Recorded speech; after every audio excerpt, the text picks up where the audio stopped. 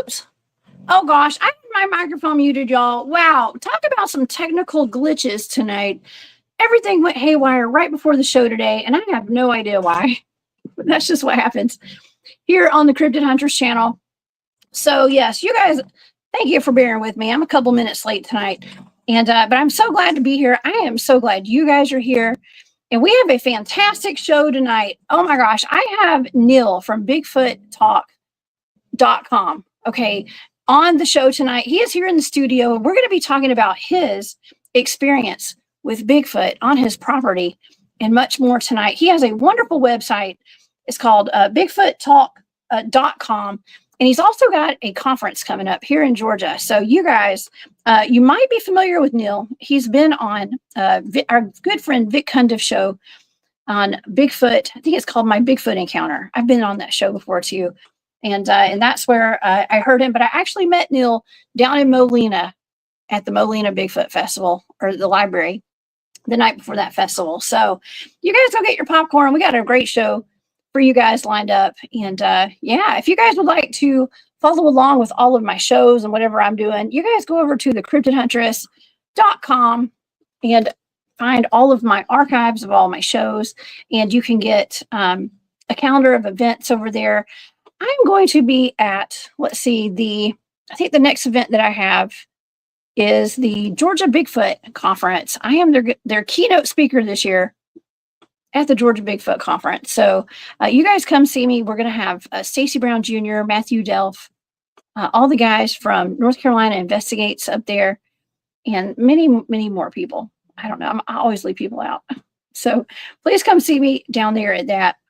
And also, of course, in July, I've got the Full Disclosure Now conference coming up too.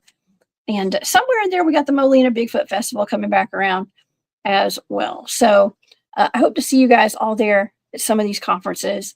And also, if you guys would like to support my work, I've got a Patreon and I've got an Etsy shop.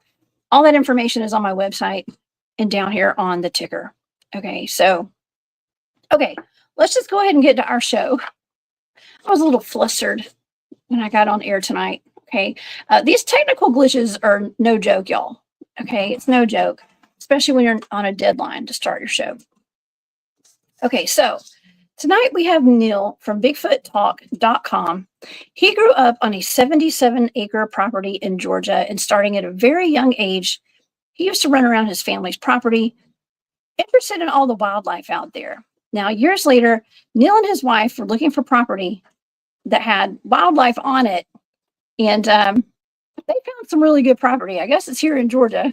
Okay, and y'all know from all of my shows and all of my experiences, we have a lot of Bigfoots here in Georgia.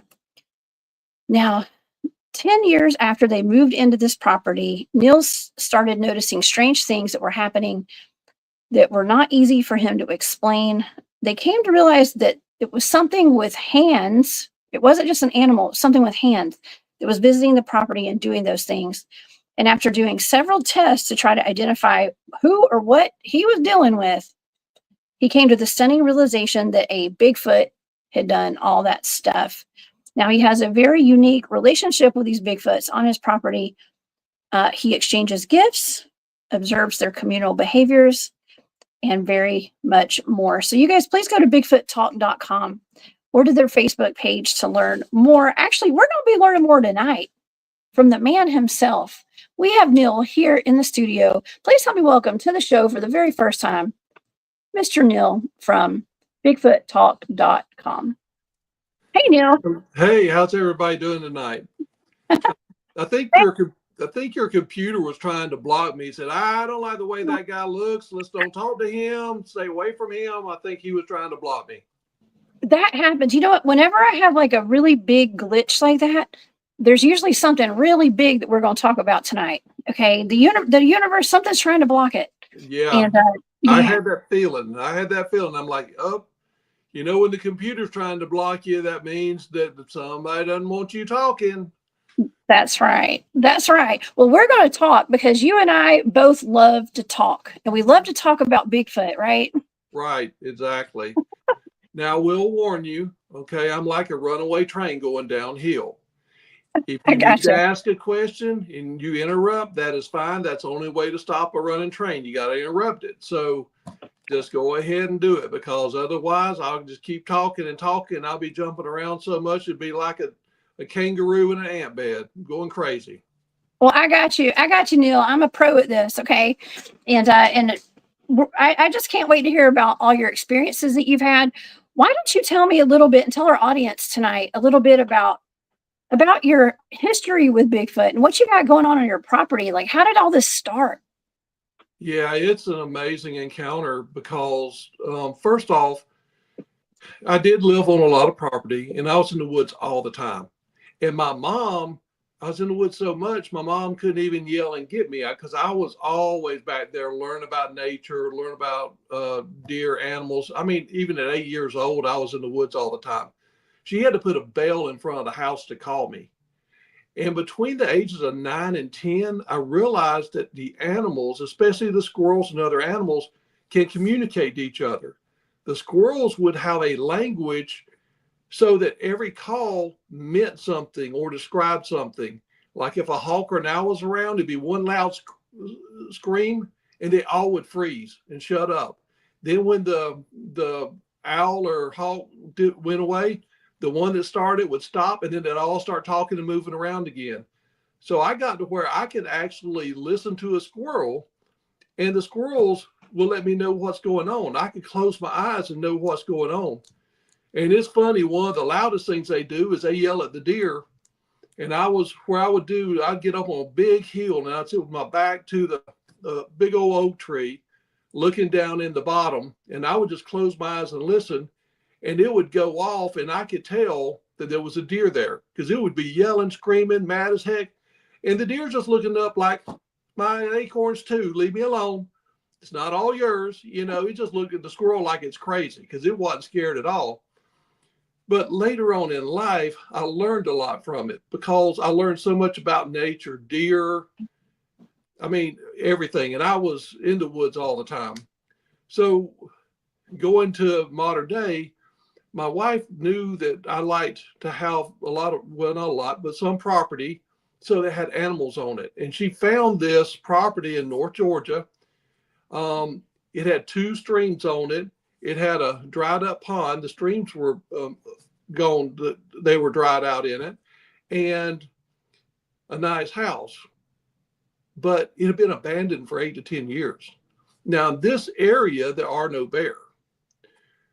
So we drive up onto the property. Everything's grown up 8 to 10 feet. There's scrub trees everywhere. And I'm driving in. The house is way back in the back of the property. You can't see it from the road. In fact, at that time, it was a dirt road. People wouldn't go back there because it looked haunted with all those trees around it. So I drive back there. Then I see the house. And I'm like, that's a nice house. Somebody had come in and redone the house to sell it as an investment. I started walking around and I see these two beautiful creeks. They're not that deep, but the banks are 8 to 10 foot. Some other places it's 12 foot. But it's beautiful. It's crystal clear, and I love deer. And there was stuff everywhere. There was honeysuckle. There was scuppling vines. There was they had some grape trees at one time. There were still some grapes there. You name it, it was a deer haven. And I love deer. A deer was one of my favorite animals. And I'm like, should be tons of deer here. Okay. So we did a lot of work. We went ahead and bought the property, did a lot of work. We had to add a parking lot for the kids. We had to A certain part of the road we had to pave because it would be, if it rained, the water would wash across it and you would hit it, you'd be in the middle of the field stuck. So we had to fix that. We took all the scrub trees and got them gone away with. There was a bunch in the front and the back, and it was coming into shape.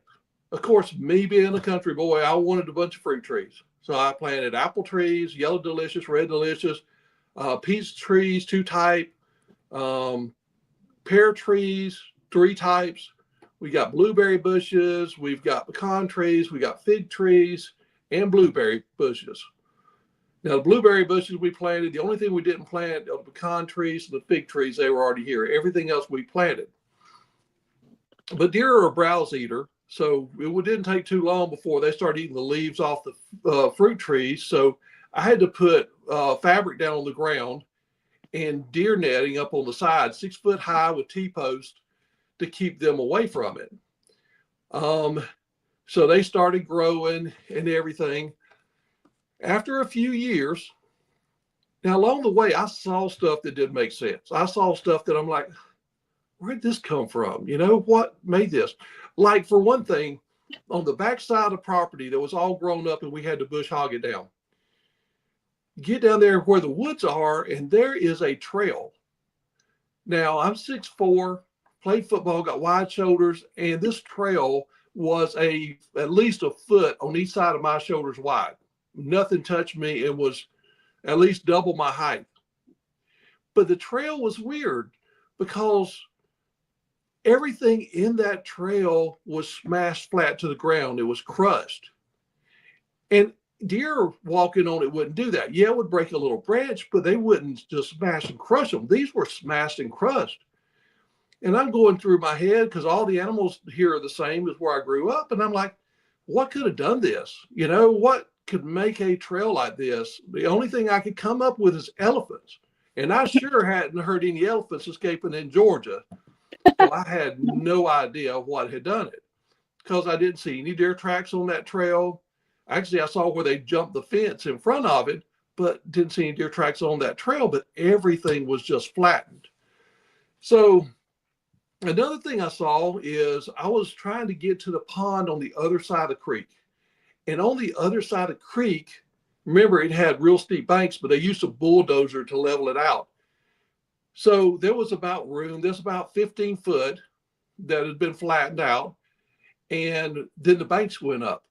There were 3 sections of trees that was as wide around than my waist that went side to side parallel in a row on that trail.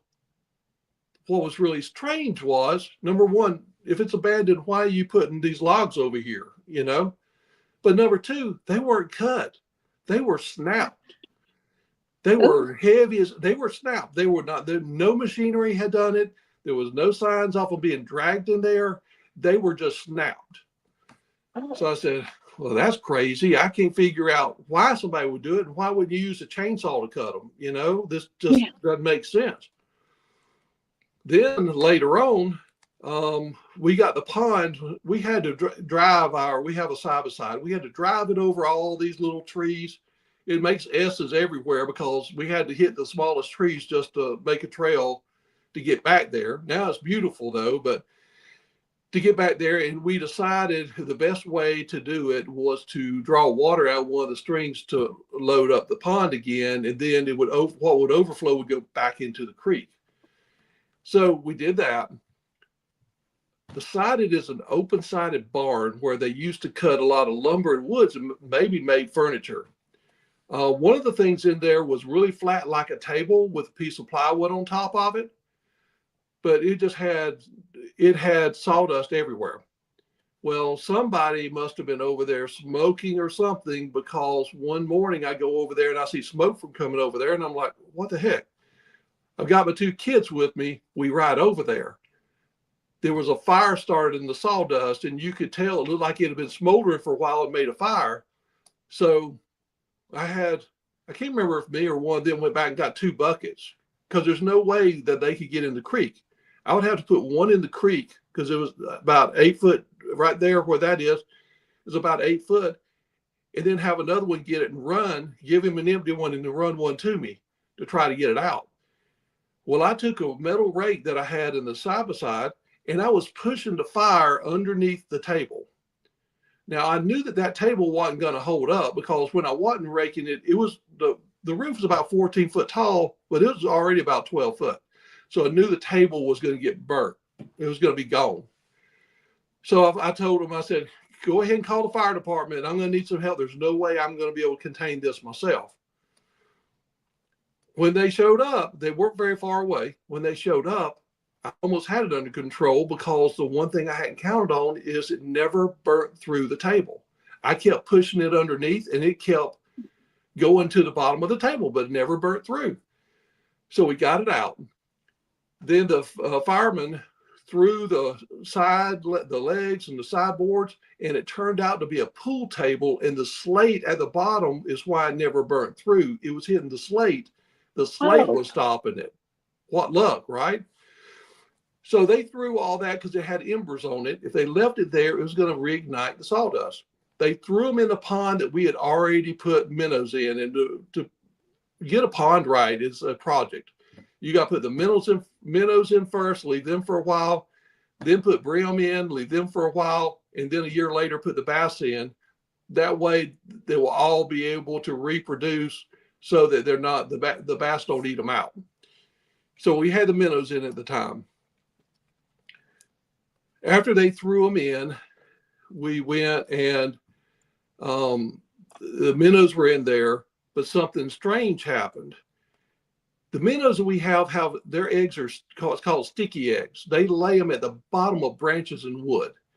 So one side of this stuff that was burning was burnt, charred, and it was on the inside, but they were all down in the water. The outside that didn't get burned was up. So I didn't want the minnows trying to lay their eggs on the burnt side and killing the eggs. So I decided to get them out. So I get a little boat. I'm going in there.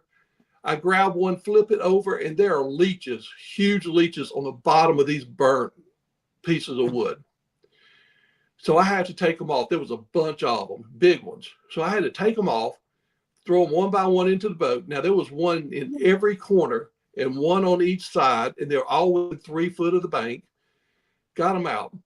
On the sides of the pond, there's a trail for the side by side and a few more feet, and then hill where the bulldozer pushed it up on the bank. So we threw them way up top of the bank. The next weekend I come in, they're all back in the water. Not only are they all back in the water, they're in the corners and on the sides, and the burnt side is down. Now, I don't know if many people know it, but the burnt side is the lighter side of wood. So if you throw it in the water, at least 50% of the time, the burnt side is going to be up. But the burnt side is down, and it's all in the corner. And I'm like, what could have done this? There is nothing I know that could have done this. A beaver wouldn't do it. It's going to eat little trees and stuff like that and gnaw it off of it. A raccoon's not going to. Some of these pieces were 20 to 30 pounds. Dang. So I go in and take them out again. Take all the leeches off, throw them back up on the bank. The next weekend, they're back in again. I'm like, what the heck is going on? Go do it again. Get them back out again. I'm thinking to myself, this is the last time I'm doing it. If this doesn't work and they get back in there, the heck with it. I'm not dealing with it again. You know, this is useless. Because I was searching around. I saw no people tracks. I saw nothing that told me what was doing it, but they were going back in. Next weekend, guess what? They're all back in again. Oh, man. Burnt side down every time. So later on, after we get into the story, when we found out what was there, it made sense. There were Bigfoot on the property, and that was a protein source for them. They had the burnt side down, so they would go out there, flip it over, eat the leeches for protein, then turn it back down. It was a food source for them. So they were throwing them back in the water because I was taking away a food source. But at the time I was doing that, I had no idea. As a matter of fact, if you want to know the truth, I thought there was no way there would be Bigfoot around here. I thought it was 50-50 chance that they were really Bigfoot alive because there was just too much evidence. Because I always used to like cryptid stuff, and I would watch it. But when the Indians and everybody's talking about them and all the sightings, I'm like, everybody's not lying. The Indians don't have any reason to lie. They don't go and say this stuff to sell beef jerky or to go and, impress somebody to be famous or whatever. There's no reason for them to lie. And they would put those pictures up there with other living animals. Why would they do that if it wasn't a living animal? So I thought there was a 50-50 chance that one could be alive somewhere. But again, I figured it'd be on the West Coast, California, Oregon, Washington, Alaska, Canada. I thought it would be over there like everybody else. So then something amazing happened. 2019, my kids bought me a Bigfoot cutout, life-size cutout, painted black for a Christmas present. So I decided I'm going to put this off of our back porch in the backyard.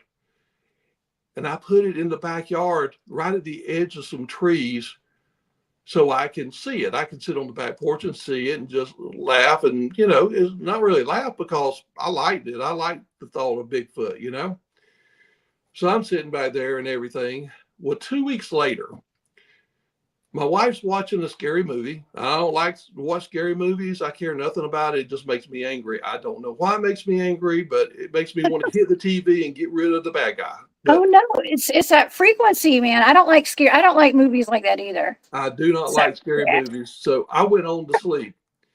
Well, about 1 a.m., she went out on the back porch, and this was early in January. And when she went out there, she heard a loud whistle to the right of the porch.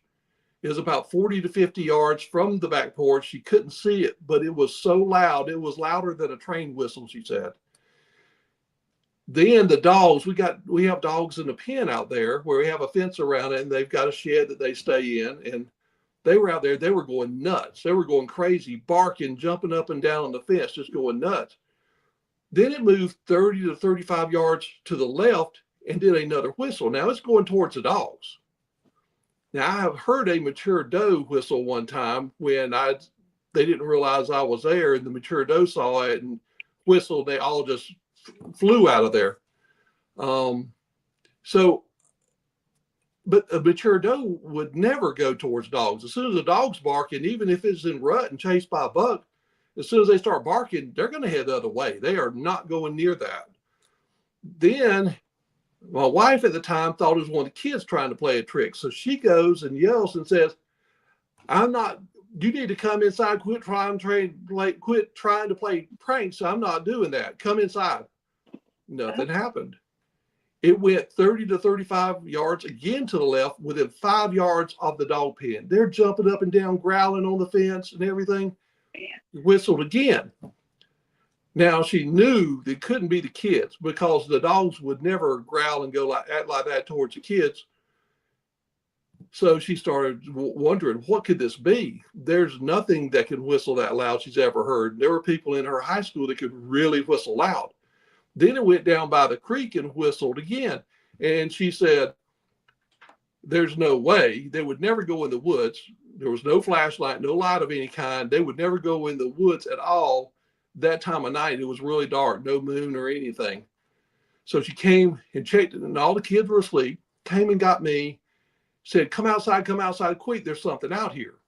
Well, I go out there and I listen. I can't hear anything, nothing. Then she told me the whole story, and it didn't add up. Now, I know she's not lying. I know she didn't make it up. And I'm just sitting there, excuse me. I'm sitting there going, what could have done this? Made no sense. No. 2 weeks later, 4:47 in the morning, we're in bed sleeping. We have a window to each side of us. There is a big, huge picture that's about 20 pounds right behind us in the middle of us. All of a sudden, wham, something hit the house, and we have a brick house so hard that the top of that picture, I don't sleep very, I wake up easy. I open my eyes and I'm seeing the top part of that picture go back to the wall, then the bottom go out. Then it turned sideways. It almost came off the wall. That would have been catastrophe because 20 pounds falling on your head wouldn't have been fun. But she woke up and she never does. She goes, "What was that?" And I said, "I have no clue. I don't know what that was. It only hit one time." So then I started thinking, okay, what did it? You know, first off, I thought maybe a sonic boom because I've been near military bases before and heard them and shaking the whole house. But you always hear the after effects of the jet going by. That didn't happen. Thought maybe it could be an earthquake. And I said, no, this hit high up on the wall. An earthquake goes underneath it like an ocean wave. It's not an earthquake. A tree hitting the house could do that, but the trees aren't close enough. There's no storm, there's no wind, and there's not a tree close enough to hit our house. So I didn't have a clue what it was. So then I decided to go to the bathroom. I wanted to let her go back to sleep. And I was going to query all around to see if there was an explosion somewhere or something in the county or nearby areas that happened that would have they could have done it. There was nothing. They might as well have heard chirps. So you're hearing, seeing things from the day before. Nothing. Nobody said anything about that night. I said, okay, this makes no sense. So the next morning, I get out. I go to the side of the house. All the grass is smashed down flat. Oh, wow. Up on the wall, 9 to 10 foot, there is a big circle where something hit so hard that all the dust and all the dirt came off of it, except for that big circle. And it probably would have been higher, except the mold for the roof is right there. I was like, I can't even reach up there. I'm 6'4" with long arms. I can't reach that high. I could probably jump and hit it, but there's no way I could hit as hard as that did because the whole house shook. So it didn't make any sense. But I'd seen all this other stuff and I started thinking about it. So either after that or maybe even the night before, I decided to just curiosity go online and put in the name of the town near me and put the name of that town in Bigfoot. There was a BFRO report. Now, the location was hidden, but the information that was given by the roads led me to believe if it wasn't this property, it was very near to this property. So I'm thinking I need to find the person that did this report and find this where this is. So I knew a guy in North Georgia that was a lot of people consider an expert. I don't think anybody's an expert because nobody really knows what they are completely. But if there is one, he would be closest to being one. So I called him. After a couple of times getting in touch with him, I said, you know somebody in the BFRO. Now, I didn't know that he used to be in the BFRO. And I said, I'm looking to talk to this person here. Can you get me in touch with him? I need to talk to him. And he asked why. And I told him why. I was trying to find that location. He goes, well, that person you won't get in touch with because they moved and we don't have their phone number. I'm like, okay, well, that's a dead end. But he goes, let me ask you some questions. I said, okay. Why do you think it could be a property? So I told him about all the stuff I saw. And by the way, there wasn't that many deer. I'm going to back it up just a little bit. There wasn't that many deer on the property, which I couldn't understand that. So I started planting clover, white and red clover, winter peas, put out feeding supplements, put out stump feeders, put in bird feeders, was feeding the birds. I was feeding everything to get more wildlife here so we could just watch them. I wasn't gonna hunt them. I hunted all my life as a kid. But my dad always said, if you're not going to eat it, don't shoot it.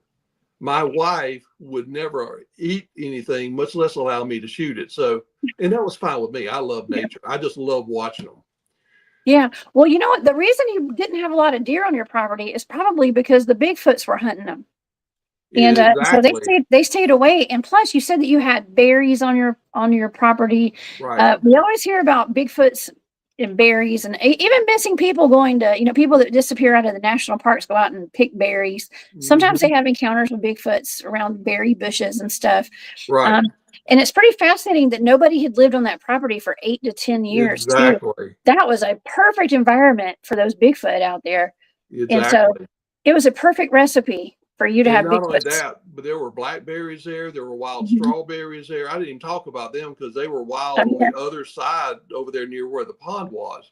There was a bunch of wild blackberries and wild strawberries back there. So they had everything they needed, you know. Yeah, They it had sounds like meat, it. they had dessert, they had everything they wanted. Yeah. And But they had you guys for entertainment too. So they were probably going up to your house at night. And I hate to say it, but a lot of times they peek in your windows and they just watch you and stuff. So y'all were the entertainment. And I want to thank Kent Baxter for that wonderful super sticker. Thank you so much, Kent. And I also want to thank Maureen and Larry Sharp for having their anniversaries of being members of the Hunt Club. Thank y'all so much for that tonight. Okay. I just wanted to acknowledge that real quick. that is not a Neal. problem. Yeah.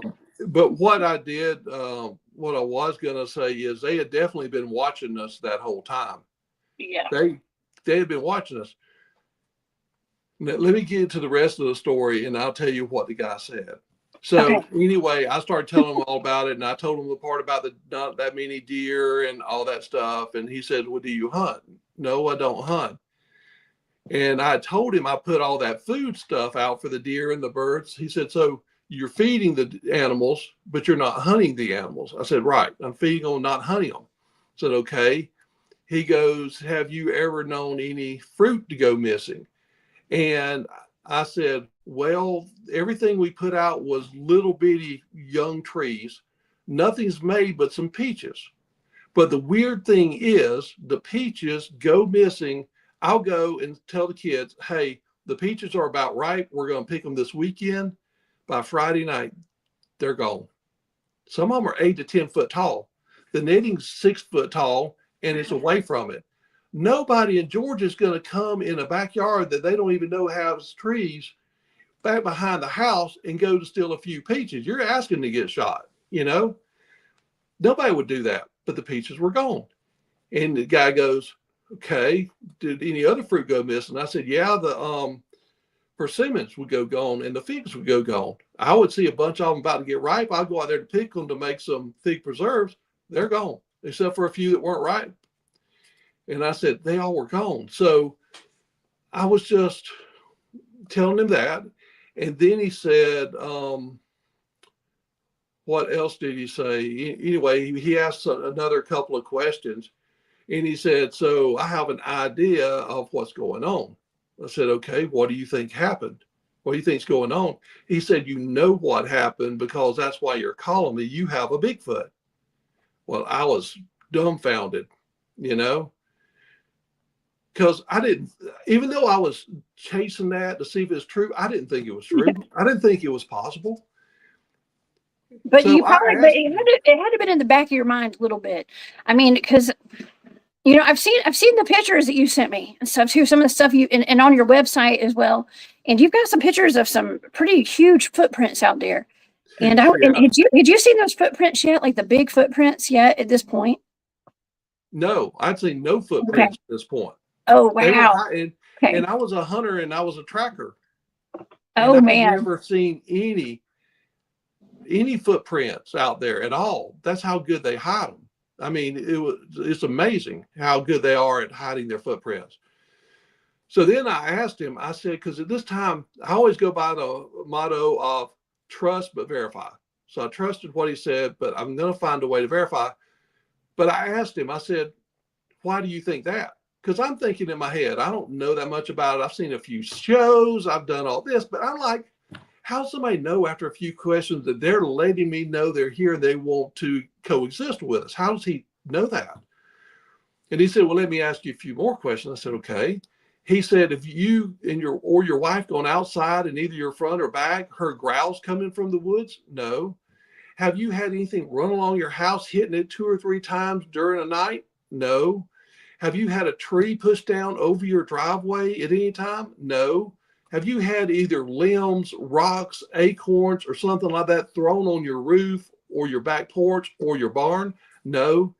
He said, if they didn't want you there, that's what they would be doing. So Interesting. what I think happened they saw me looking and doing all this stuff that was being done. They saw me watching it. Okay. They saw me studying it, you know, because I knew it was out of place.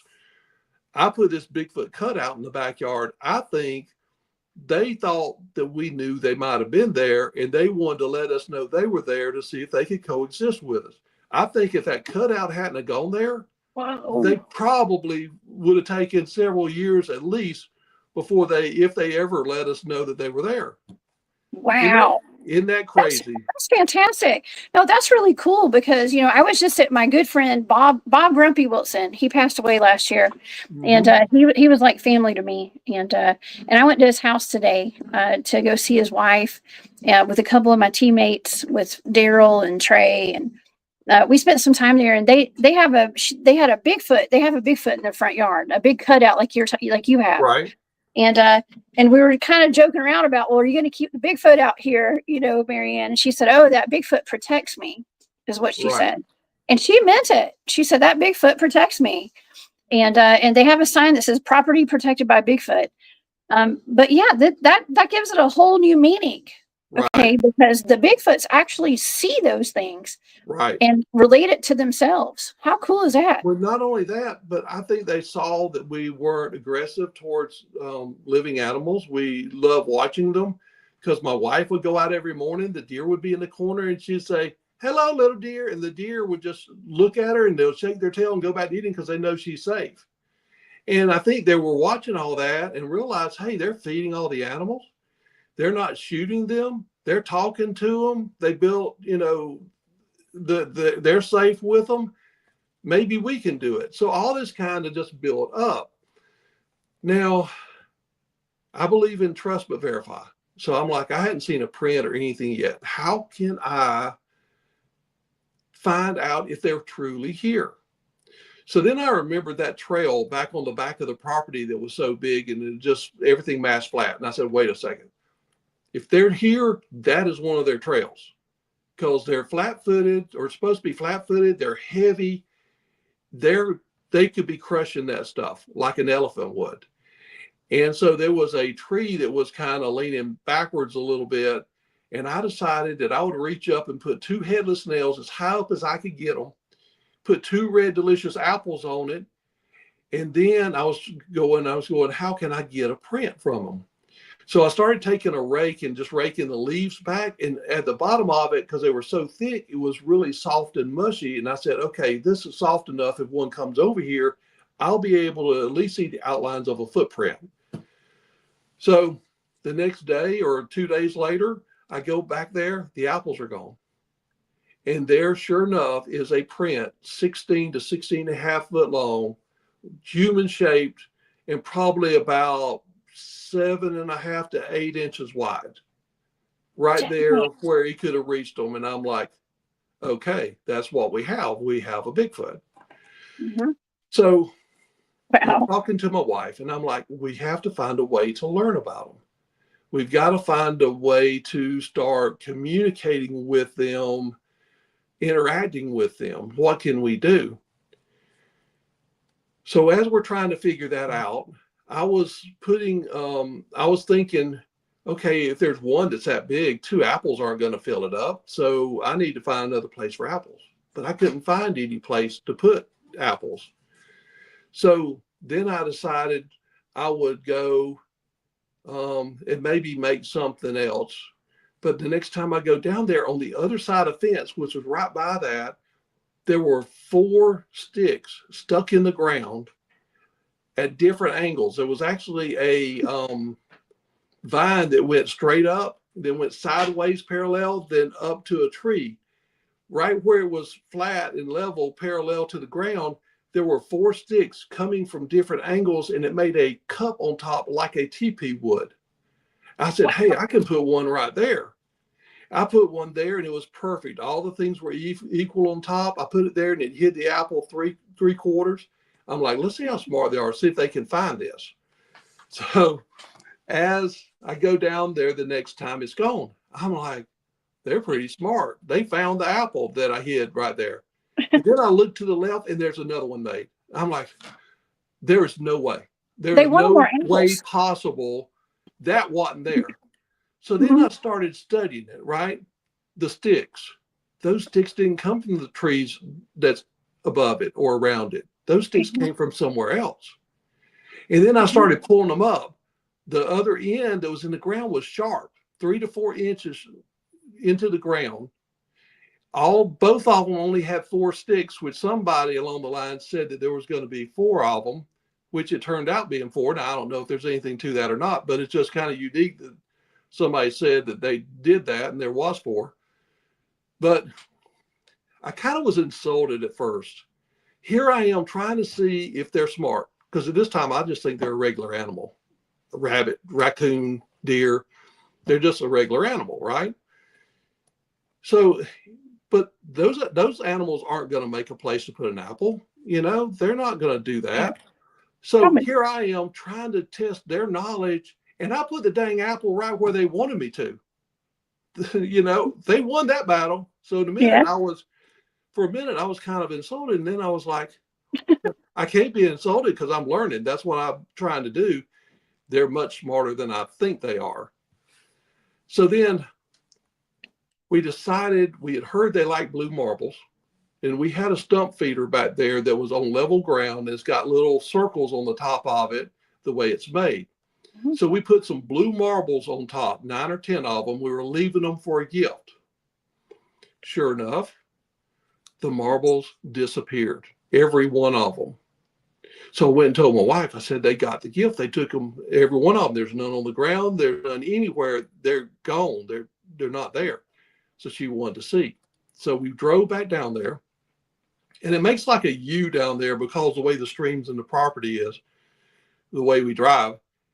Coming up on the side closest to where that is, there was a huge river rock. One was about 100 pounds and the other one was about 60 or 80 pounds. There was one on each side of the road, and there were different rocks. But my wife does all the mowing. Thank goodness, she likes to mow. I got her a real good zero turn, John Deere zero turn, because if you like to mow, you're going to be very comfortable. You know, I love those. That's my favorite type of lawnmower to cut grass with, because they're fun. They go fast. Yeah, and I got her a 60-incher because we got so much to cut. But anyway, I said, I have no idea. She said they weren't there before. So at the time, I wasn't thinking they could be a gift or anything. As a matter of fact, some of the pictures I sent you, there's 2 of them that have a basketball beside them. That was their 2 original gifts that they gave us. I don't know if you're able to pull them up or not, but they're. I'm going to try. Well, I can't see what these pictures are. Hold on. I'm going to have to. Okay. Because I'm on my phone tonight because I'm having technical difficulties.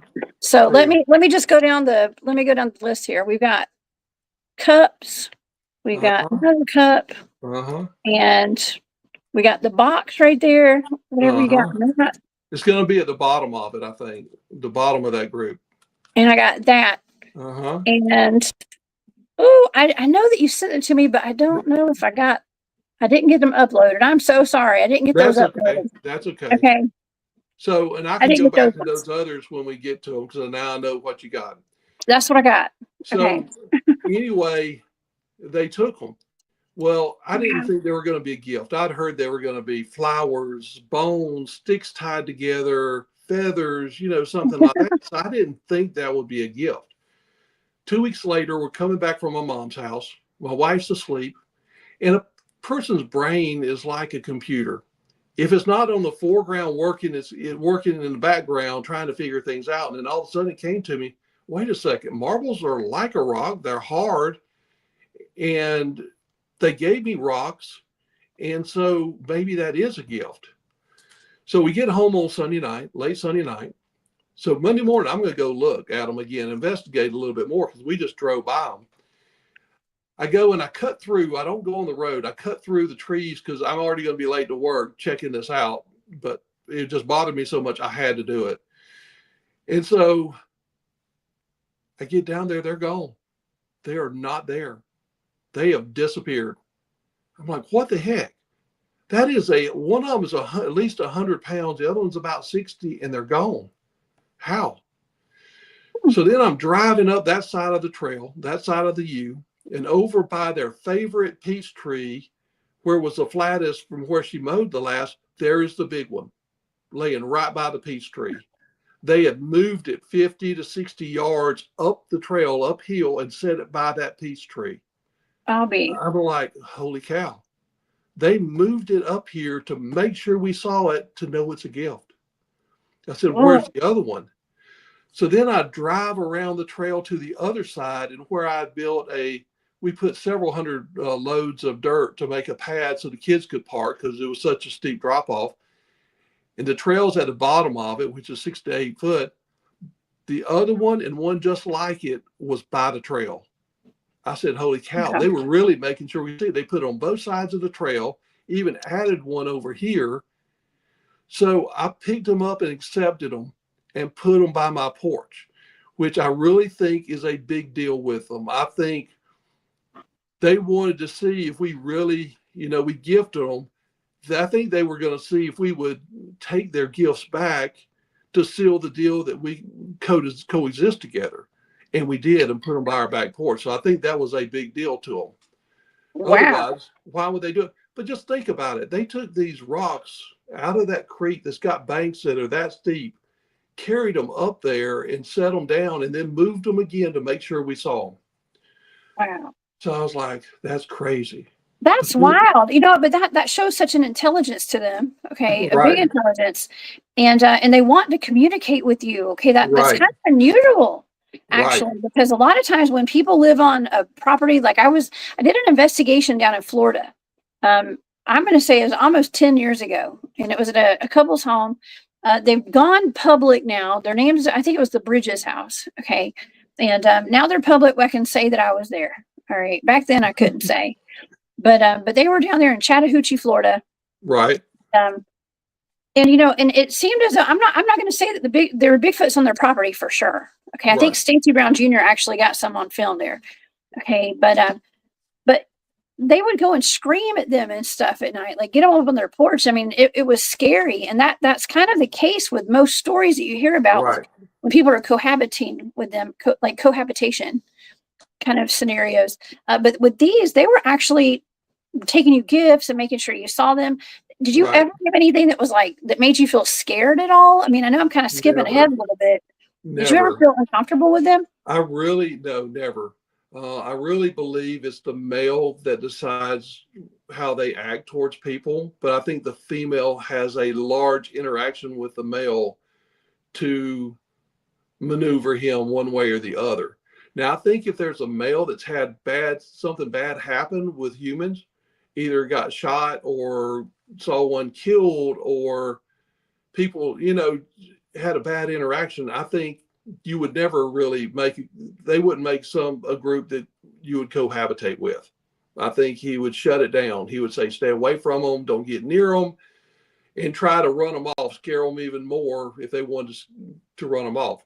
Now, I will tell you that the big male does want you to leave when there's babies there. He does.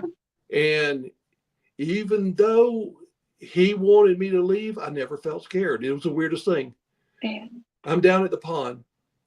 I'm 70 yards away, parked. It's about dark. I'm by myself. On the other side of one of those hills, it's about where all the bulldozers push the dirt. It's about 8 to 9 foot tall.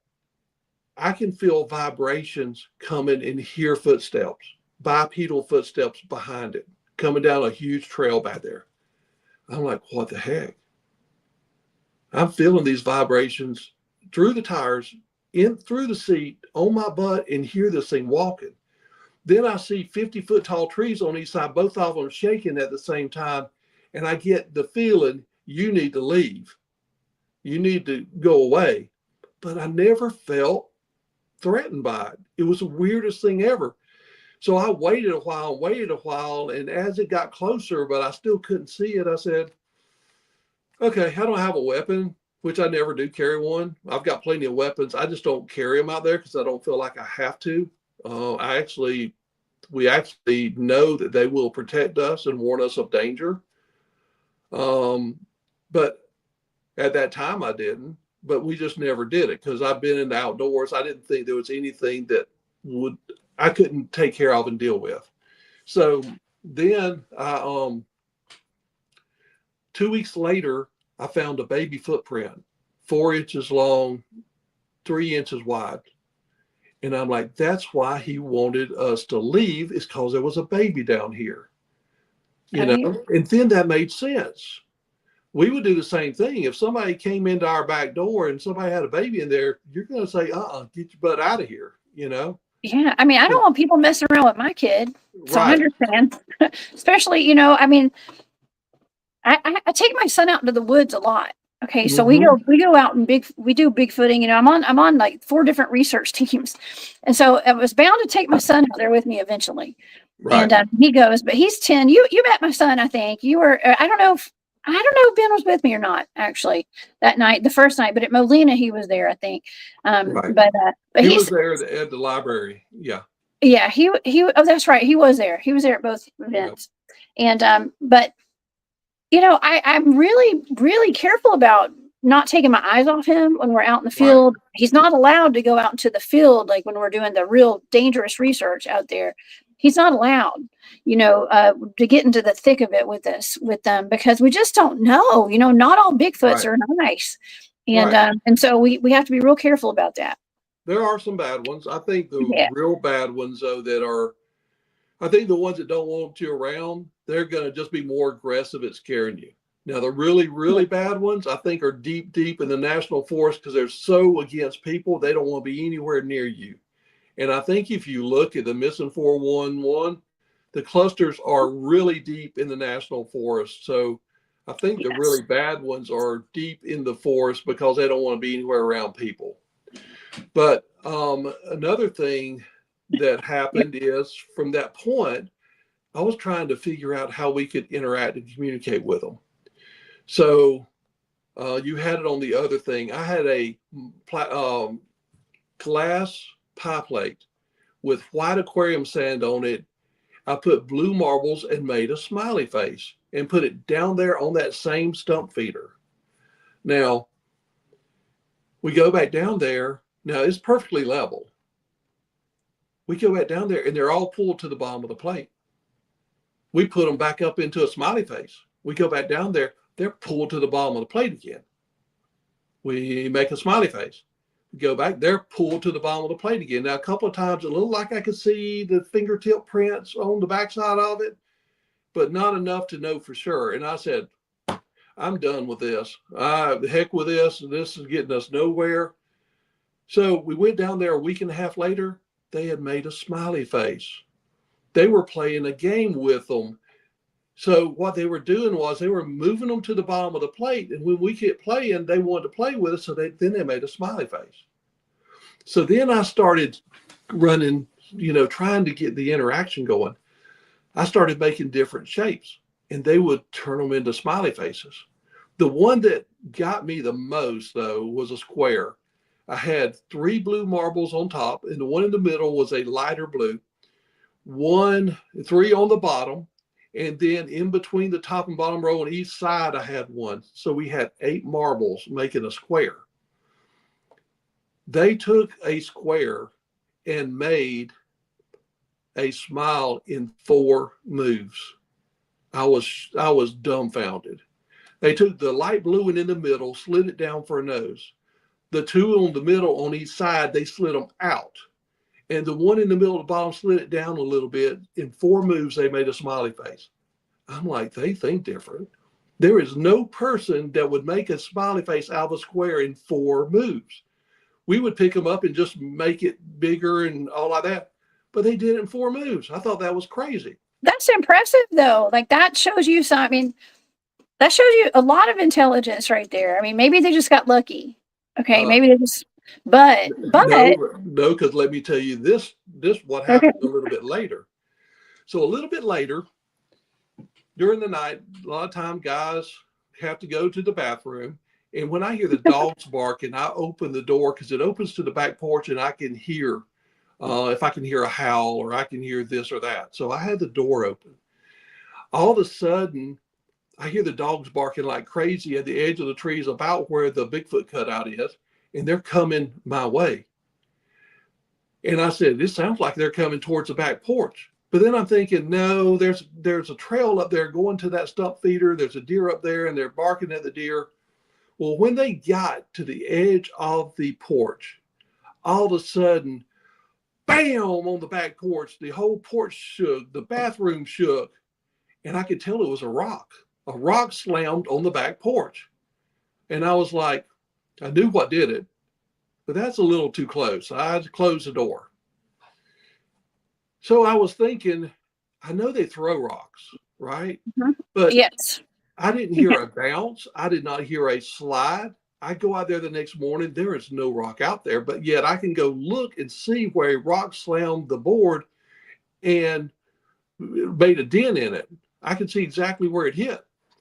So I called a friend of mine in North Georgia, said, this doesn't make any sense. He said, yeah. He said, what you had was there was one hunting by itself and he was carrying a throwing rock. If they're hunting by themselves, they'll carry a throwing rock. If they're hunting together, they won't. They don't need to. But would they use it to throw at a coon up in a tree or a raccoon or a rabbit or something like that to stun them, and then they try to grab them? It makes it easier. I said, well, that makes sense. So the next time we go down there to where that stump feeder is, the marble plate's still on top. You know what I see? A picture of my house exactly from where it was standing. I took a picture of there. They made a picture of my house to let me know that they were the ones that hit the back porch. Not only that, but they left a throwing rock. What's amazing about that throwing rock, it looks like there's 2 fingerprints pressed into that rock. Crazy. So they were communicating with me and letting me know, hey, that was just us doing it, and we're sorry, and here's a throwing rock as a gift. I'm just like, how crazy is that? Well, did they ever come back and repair the side of your house? That's my question. Well, they hit the wood back porch and it had to be replaced anyway, so we just replaced it. I mean, it didn't break it all the way through because where it hit was right over one of the big braces underneath it, so it didn't go all the way through the board, but it dented it, and you could see some of the rock and some of the dirt off the rock where it hit. Man. So now again, at this time, I'm thinking they're more animalistic. So I'm like, these apples aren't the only thing that can feed them. I need to go and start feeding them to see how they eat, just to learn more about them, right? So we made a gifting station. We put 4 4x4s in the ground. We put a roof on it, and then we put a plywood deck that's about 4 foot high. The roof's about 8 foot high, to keep it dry. And then we put huge, the plastic containers you put wrapping paper in. We put 3 of them on it, and I made 2 boxes so I could get their fingerprints. I had the top offsetting, but I had it polyurethane because I thought they'd put their thumb underneath it, open it up to get food out of it, and I'd get great fingerprints. Just to let you know, they're much smarter than we think they are. They did it one time and saw me looking for fingerprints and never did it again. They would leave the food in there. They would not go in it again. No way. What I was doing. Yeah. Would not go in it again. They're like, we're not. See, I know a guy named, is it David Zigdan? I think is his last name. And I met him at the East Tennessee Squatch Out. And he is a forensic detective and works on, his specialty is fingerprints and stuff. Mm-hmm. And so he said when I met him, he was like, be sure to, send any kind of handprints or anything to me so I can analyze them. Right. And so, yeah, the Bigfoots know that we're on to them. Okay, they know. They've left fingerprints on my car all the time. Do they? And I can tell you their fingerprints are different than human fingerprints. They are totally different. So you can definitely tell. Mm-hmm. You can tell a Bigfoot fingerprint from a human fingerprint. I'm not just talking about them having more oil on them. I'm talking about the shape of them. It's completely different than a human's. So, it's very unique. Especially, I see them the most during the pollen season because they hide behind my car. And You go out there the next morning, if you're leaving around noon where the pollen's been blown around, it attracts to it and it makes a perfect fingerprint. And it's always on the top of my car where it's peeking over the top of it.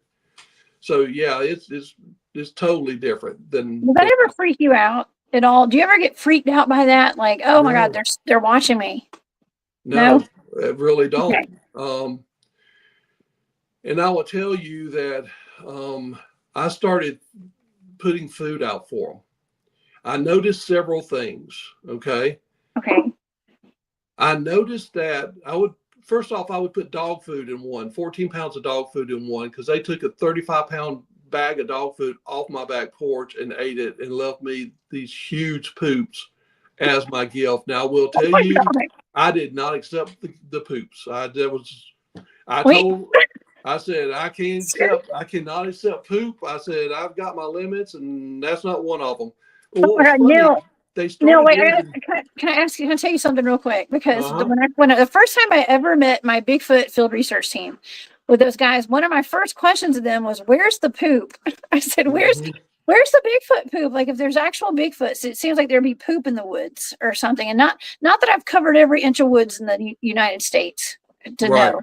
But I'm just saying, like, and nobody's ever come forward with poop that I know of. But now I do. There's actually a big piece of poop in the Expedition Bigfoot up in North Georgia. Right. I was there last weekend. They left one going into that place where I was leaving the apples that was over a foot long. And if you take the backside of a Pringles can, it's not as big as it, but 3/4 the size of it. That's how big it was, over a foot long and 3/4 around as a Pringles can. You definitely would take you a long time to unstop that toilet. Promise. I'm speechless. I'm just going to say I'm speechless. Wow. Have you ever had that analyzed? No, I wouldn't touch it. I said, heck with it. But then that's not all they did.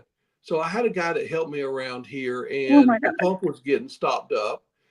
He went to the pump, and there was 2 large piles there. And so he called me and he says, "Hey, do you happen to have any like really big dogs on your property that you know of? I saw 2 poops right here next to the pump. They're the biggest I ever seen." Really big dogs. Really big. Really big dogs. Oh my God. I don't know they make them that big, but really big dogs. Yeah. So, and then he goes, and what's really strange is on the way out in the middle of the trail, and the hump in the middle, there was one that was fresh and still steaming, as if they wanted to make sure that I saw it to get it. Oh my gosh. I just said, "No, I think I know what it is, but don't worry about it." But that was their gift back, because they took a 35-pound bag of dog food. They're giving me some real live fresh fertilizer. Or they just couldn't hold it. Okay, maybe that too. Who knows? Yeah, but why would you leave it right there where they know we go all the time? No, unless you had an accident. Where we go. But to tell you another interesting part about that, I believe there is a good chance that they can tell frequencies of electronics. And one of the reasons I believe that, we had a camera on the driveway and we had a camera on the back porch, security cameras. They both went dead. Now, that 35-pound bag of dog food had been there for 2 weeks on that back porch. Within 48 hours, and I'm really betting 24, they took it off the back porch after both cameras went dead. They knew both cameras were dead before they took it, because it had been there for 2.5 weeks before they took it. They knew it. Mm-hmm. They knew that they were dead. There's some kind of frequency that's emitted from cameras and even those IR lights too. Right. They can see things that we can't see. Right. And they can feel things. I mean, they're just way more in tune, I think, than us. I mean, I my friend Farah, who lives up in Tennessee, we went and investigated her property about a year and a half ago, I guess. And she had cameras all around her house. Right. And her chickens were being taken. And they suspected maybe a Bigfoot was taking them and running it into a cave behind her house. Right. And so the cameras, every time her chickens would be gone, the next morning the cameras would be turned. Yeah. Okay, like something would have gone up to her house and turned the camera to another angle so they couldn't see who was taking the chickens. What's funny is we had 10 to 12 cameras out there, all on the property, everywhere. Wow. We had some turned. I saw one turned one time, and then I saw where a deer had been snatched, where the hoofs had been dragged. You only had to see where the hoofs dragged on the ground, not the body, not the legs, just the hoofs. And the camera got turned. And I could see fingerprints on the camera lens. That was the weirdest thing. You could see fingerprints on it for about 2 hours, and then it disappeared. I've had batteries go dead that had just got put in a new camera. Then I put more batteries in out of the same package, and it lasted 3 months. How'd that happen? You know, so out of the same pack, one goes dead, 4 go dead in 1 week, and 4 more don't go dead for 3 months. Then we've actually had one get fried that was a couple of months old. Don't know how it got fried. Where they came out to hit our house is one of the few places on that side there's not a camera, because it goes to our propane tank. And they came out the hole to the propane tank, but we had one in the corner, we had one at the other corner, facing each way, but we didn't have one covering that spot, and that's where they came out. You know, so they knew exactly where it was, so we didn't see anything. But I started learning stuff from putting food out for them. Oh man, I was just going to say, Neal, that this is great testimony, because we have a lot of Bigfoot field researchers in the chat right now. Okay. What up, everybody? What up to all my researchers? Okay, in the chat, and this is great testimony, because this is stuff that like I know as a researcher, you know, we've experienced this too out in the field, but a lot of people, it's just confirmation that yeah, they do know when these cameras are around. And so I love that you're telling us about it. So thank you for sharing this with us tonight. Well, not only that, but I talked to a friend of mine who never lies to me, who talked to an older couple in North Georgia who's got some on their property. And they have a property, they have a big field in front of their house, and they're older, so they sit on their porch rocking and stuff like that. And they've seen them cross their field at night when it's got a lot of moonlight. The left-hand side's got a bunch of hardwoods, the right-hand side's got a creek. And they've seen a couple of them crossing from one side going towards the creek. So for Christmas, some of their relatives got them a motion camera, but it had IR on it. So they showed them how to use it and everything, said, hey, you can get a picture of them next time you see them crossing. So they left it on the front porch. They already had it set for IR. All of a sudden one night, they see them coming out of the woods to the left. They pick it up. They turn it on. They hit the IR. Both of the Bigfoot hit the ground immediately. They crawl back to the woods and go back in the woods. As soon as that IR got turned on, they knew it. And they were about 70 to 80 yards away. They knew that IR and hit the ground. Luckily, they could see their back because the house was higher than the field. So even though the grass was fairly high, they could still see their back where they were crawling back to the woods. So they could see it. They can see the infrared. So they hit it and crawled back. Wow. They had never done that before, ever. And as soon as they hit that button, they hit the ground. Crazy. That's wild. And so there's okay, so more testimony to these Bigfoots knowing about the IR lights. Right. And ducking out of the way, like they are elusive at all costs. Right. They not want to be seen. They really are. Now, so get back to the feeding station. I call it the gifting station because I don't just put food out there, and they don't have food there all the time. But so I started finding out the dog food. When they would get to the bottom, there were little grooves in the bottom on the sides.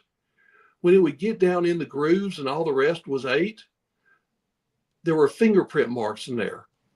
Just the same way we eat potato chips. You know, when you get to the bottom of the potato chips, you dump them on the plate, you lick your finger and get them up because they're the best taste and the saltiest.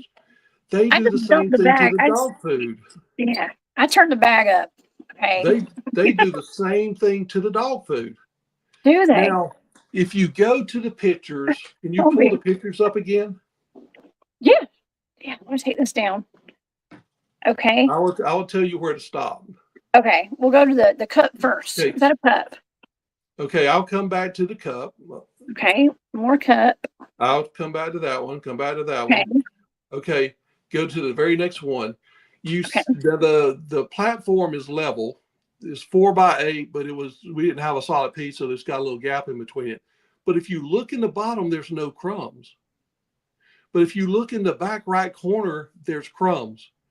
They had picked it up and tilted it so all the crumbs were in that corner. Now, if you go back to the previous picture,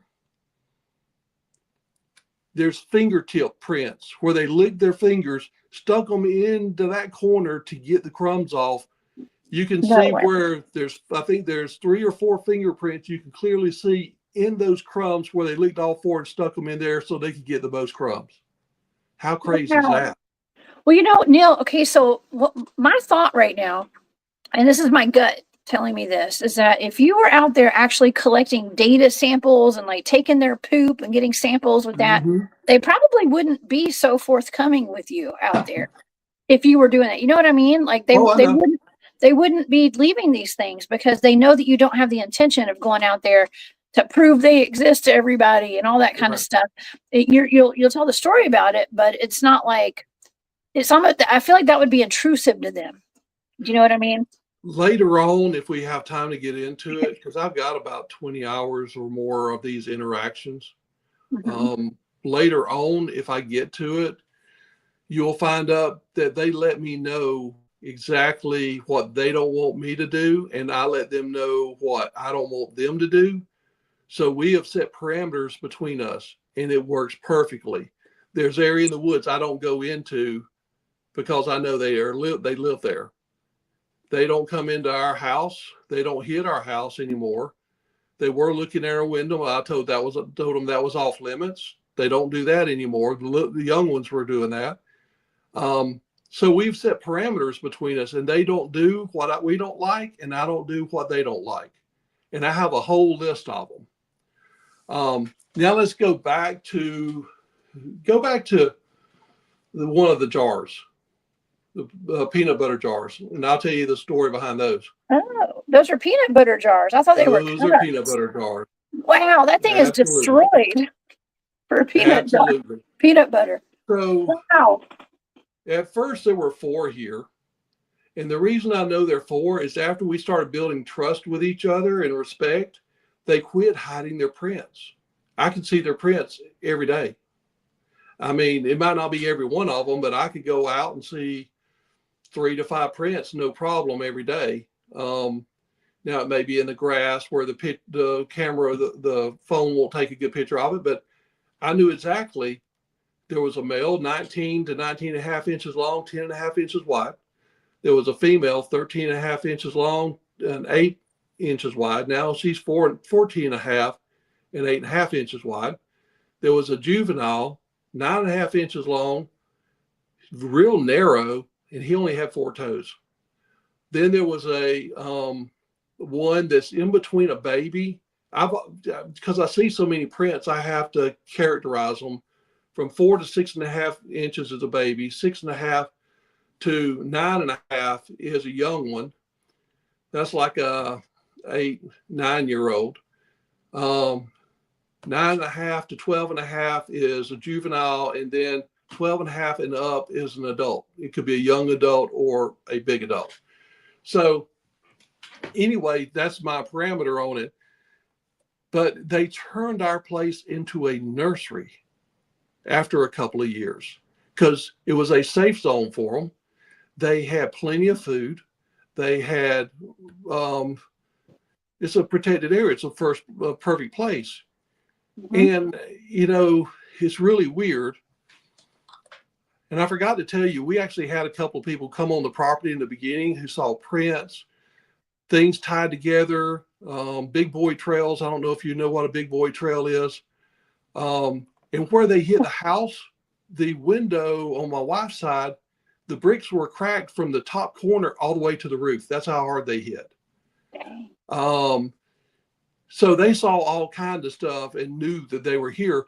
But not only that, the big boy trail, the limbs were broke off up to 15 foot tall on both sides of the trail. What a big boy trail is, for the people that don't know, a big boy trail is a escape trail that they make so that the biggest one can run through without being hit by any branches, so they can get away the quietest and the quickest. So what they say is, however high the branches are broke off is about the height of the largest one. So they're broke off 15 foot high. So that was done a long time ago. It was really old break, so they've been here for a while. So but anyway, that jar was found when they made it a nursery. It was underneath the deck, which means there's only 4 foot between it and the ground, so it had to be a young one. And it didn't know how to get the peanut butter out of the bottom. It ripped that jar down like a banana to get the peanut butter out of the jar. And if you look on the back side, if you go down a picture, you can look on the back side and see. Okay, you have to go up to. That's a different one. Go up right there.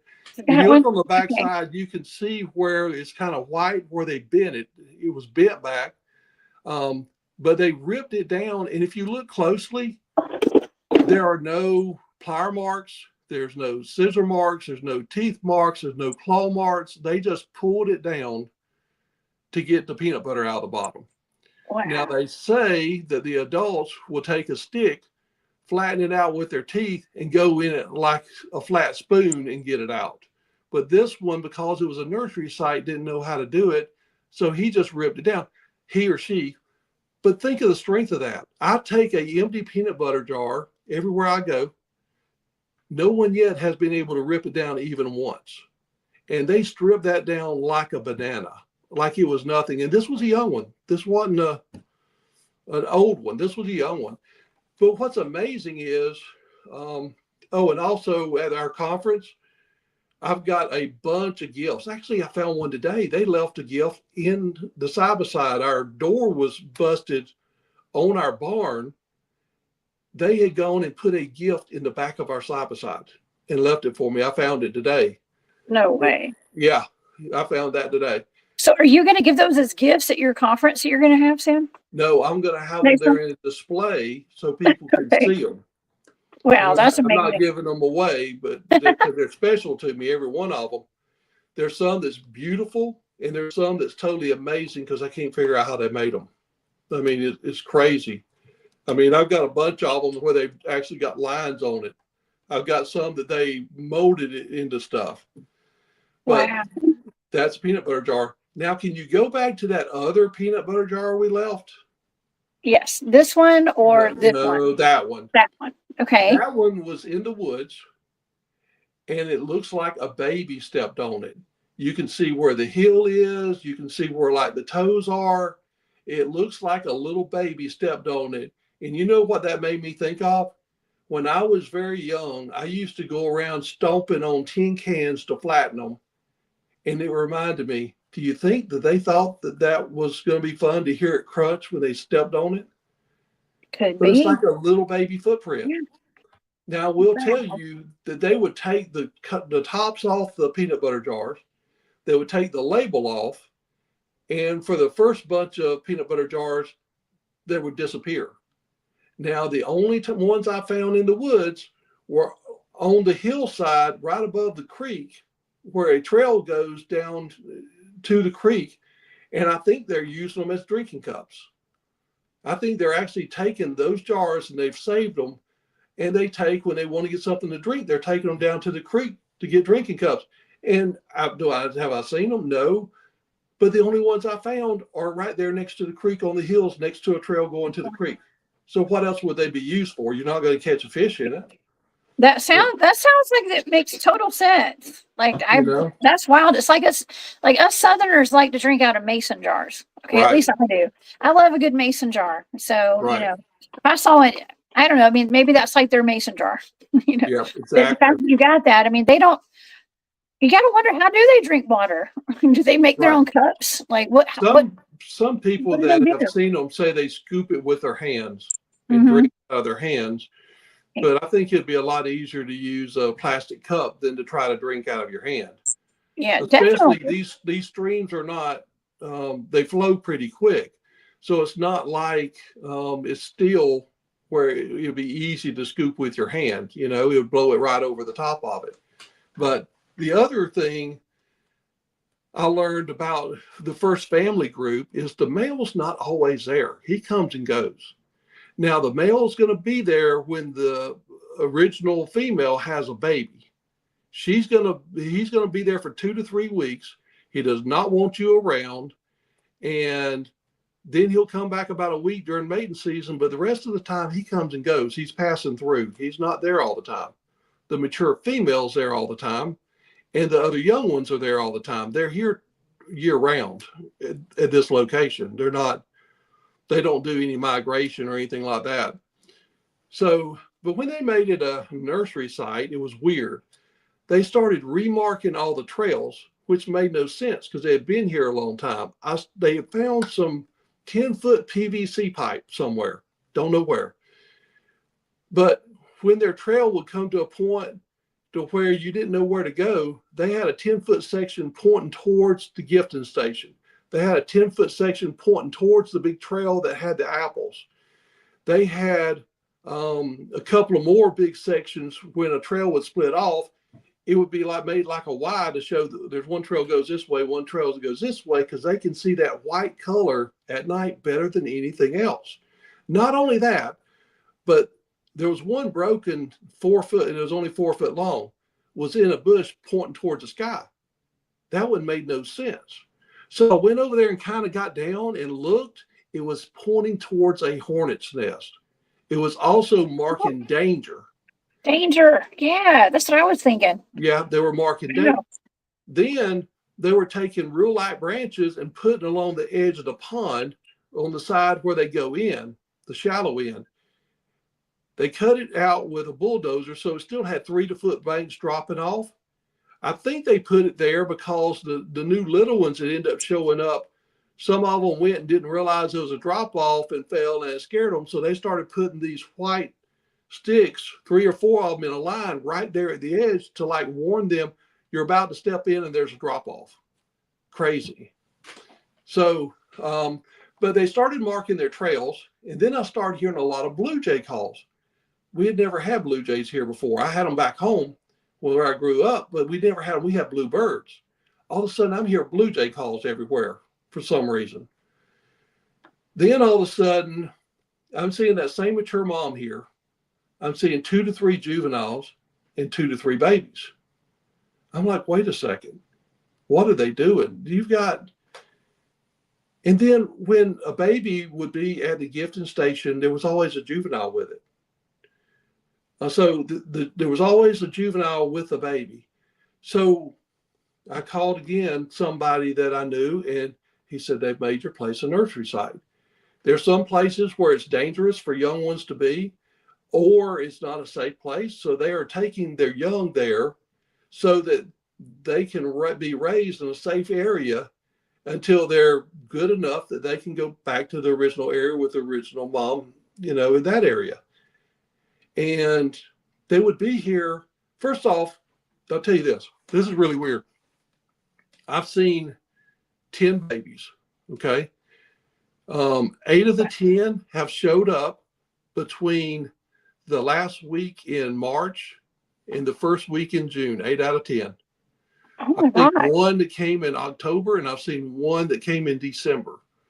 But the majority are coming at the same zone, same time zone, as if they have a mating season like deer have.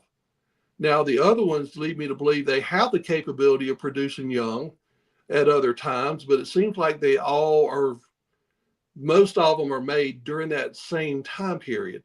Now, when I say born, they're not, that's when I'm seeing the prints. So it could be a couple of weeks before that, you know, when they're actually born, because the males are 2 to 3 weeks. I'm thinking after 2 to 3 weeks, they must be old enough that they can put them with a juvenile and the male can leave and the female can go and do her regular hunting and fishing and stuff like that. Sounds like they got babysitters. So they got, It- so the little babies have juvenile babysitters, basically. exactly. Yeah, There that's is great. usually one more juvenile than there are babies, and I think he is a lookout. I think he's like a day watcher or a helper or filler in or something. But it's crazy. And we've even had one mom that had twins and dropped off twins. And like I said, 8 to 10 months later, the babies disappear. And then when it comes to the next year, that same time period, new ones would show up, new babies would show up. Now, I don't know if the juveniles were the same or not, but I think some were and some weren't. But how crazy is that? I I think it's mean, fantastic. I think it's fantastic that you have been there long enough. It's on your property. You're able to really get a tally of all this stuff. You know, this is it's not very usual. Like this is wonderful. And thank you for sharing that with us. that's the reason why I started doing this stuff. There's some people that do it for the money, do it for fame or whatever. I don't do it for that. We actually had a store because it costs a lot of money to feed them. I mean, you can't imagine if I really fed them all the time. I don't think you could feed them enough if you tried to feed them all the time. Well, that I don't dog think you food is could. expensive. First of all, if you're feeding them dog food, that's real expensive. I got a German Shepherd. Okay, but but that's it. Whatever. Yeah, that's wild. Try two I can times a imagine. week. Try 2 times a week. Now and Yeah. again, they can eat. Okay, let me tell you how much they could eat in 2 days. And this isn't mostly. This is the young ones. This isn't even the adults for the most part. 14-pound bag of dog food, sometimes two, because in the fall they go more towards the protein. So I'll give them two. Now I do know that they like salmon flavor. The first one was chicken flavor, and you know how I know that? They let me know that. I would always take the empty containers, put in a trash can right by the barn. It's one of the big ones that you put out by the road. I'm tall with long arms. I can't reach the bottom of them. All of a sudden, I put some out one day, but the store only had one salmon. I found out they like salmon, so I started putting all salmon. But the store only had one salmon, so I put a salmon and a chicken. I go out there the next morning, and right beside my car where I step in, there is a salmon dog food bag by my door where I step in. I said, "Are you kidding me? Are they now telling me that they want salmon?" So I had to go look. Sure enough, I go down and 3/4 of the salmon was gone and they barely touched the chicken one. They were letting me know. So then I even go over to the container. Sure enough, the chicken one was still in there and I couldn't even touch it. Much less pull it out. Of course, their arms are so long. I did a little test at the very beginning when I made the gifting station where I disc around at 6 feet. And this is before I had the deck and the roof. And I put an apple on each corner. I wanted to get really good footprints. I thought I'm being really smart, right? All of a sudden, I get there, the apples are gone, but there are no footprints. And then I started noticing at each corner, the grass was flattened out just beyond the part I disced up. They were able to go and reach from there and get the apples off the corner posts, which was at a minimum 6 foot. I was like, that's crazy. And to me, just to do that, you've got to be at least 10 foot tall because I Wow. think their arms are going to be about 60% of their height. And so if you're 10 foot tall, that's going to be 6 foot arms. And that's at a minimum. That doesn't mean they were. That means that they had to be a minimum to reach 6 foot. That's crazy. So I know they can reach to the bottom of the trash can. But see, That's wild. all these things happened and stuff. So let me go back to what they would eat. 1 to 2 bags, 14-pound bags of dog food. 2 of those big bags of cereal, different types. I'll use 4 different types. 2 boxes of the Lance peanut butter crackers. 2 boxes of that. 2 boxes of the salty sweet granola bars. Now, I put that in there because I can tell what got into it. If we were to open up that box, we would open it up from the end. They take their hands in the top and pull it to the side and pull it out the side. There's no claw marks. There's no teeth marks. They just rip it open and pull them out the side. They don't do it like us. And when they open the packages, they pull it from the middle of the plastic and pull it open sideways. We rip it from the end. If you ever tried to pull one No. from the side to open it up where there's no crease, it's almost impossible. They No, because pull it's it from hard the to do side. it. Yeah. They They pull it don't. from the sides and rip it open. They That's don't why. do Do it you like think they we do use it. their teeth?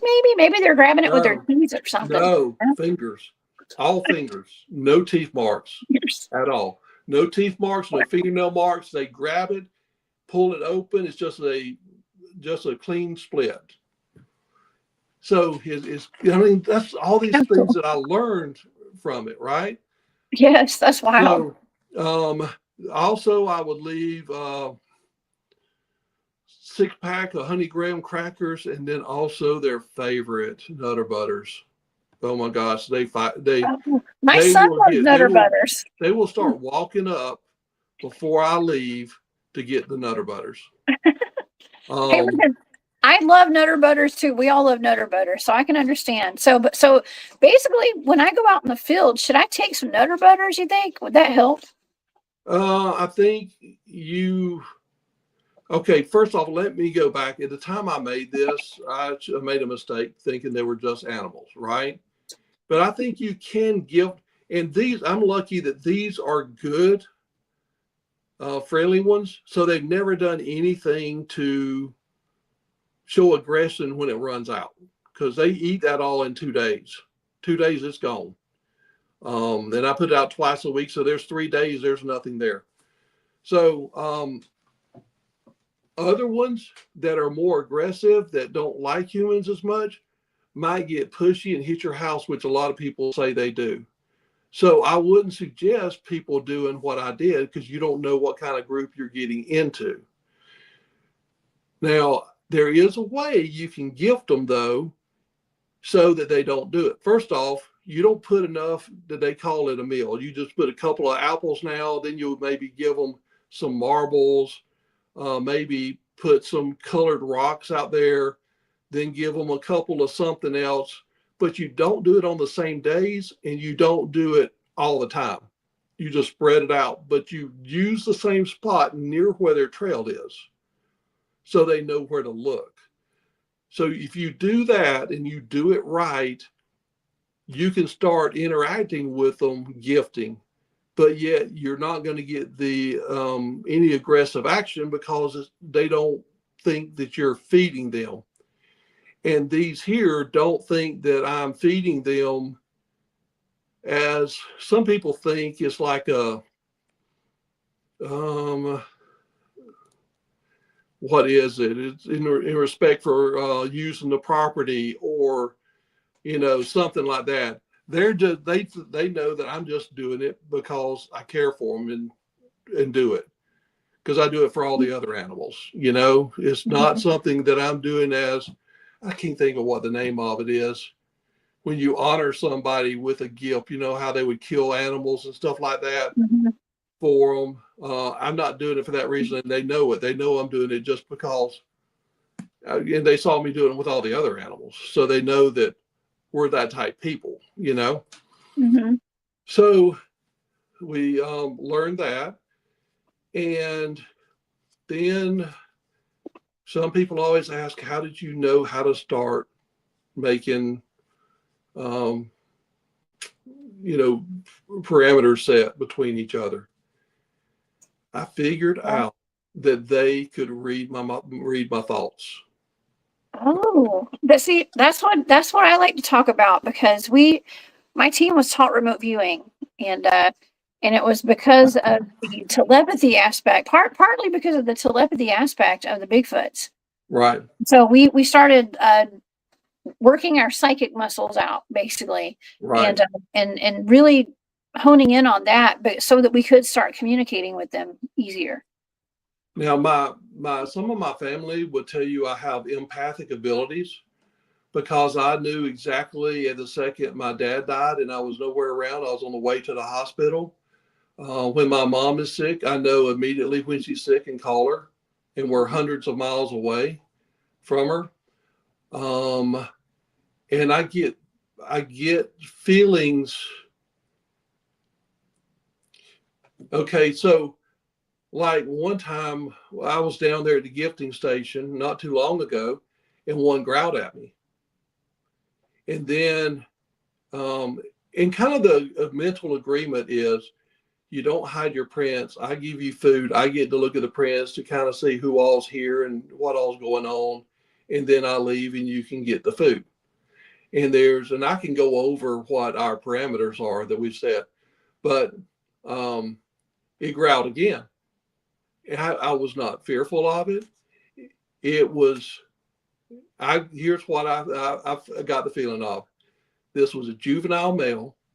He was hungry. He wanted some food, and I was taking too long measuring and looking at the prints. And I was taking a while because there was a bunch of them there. They were So hungry.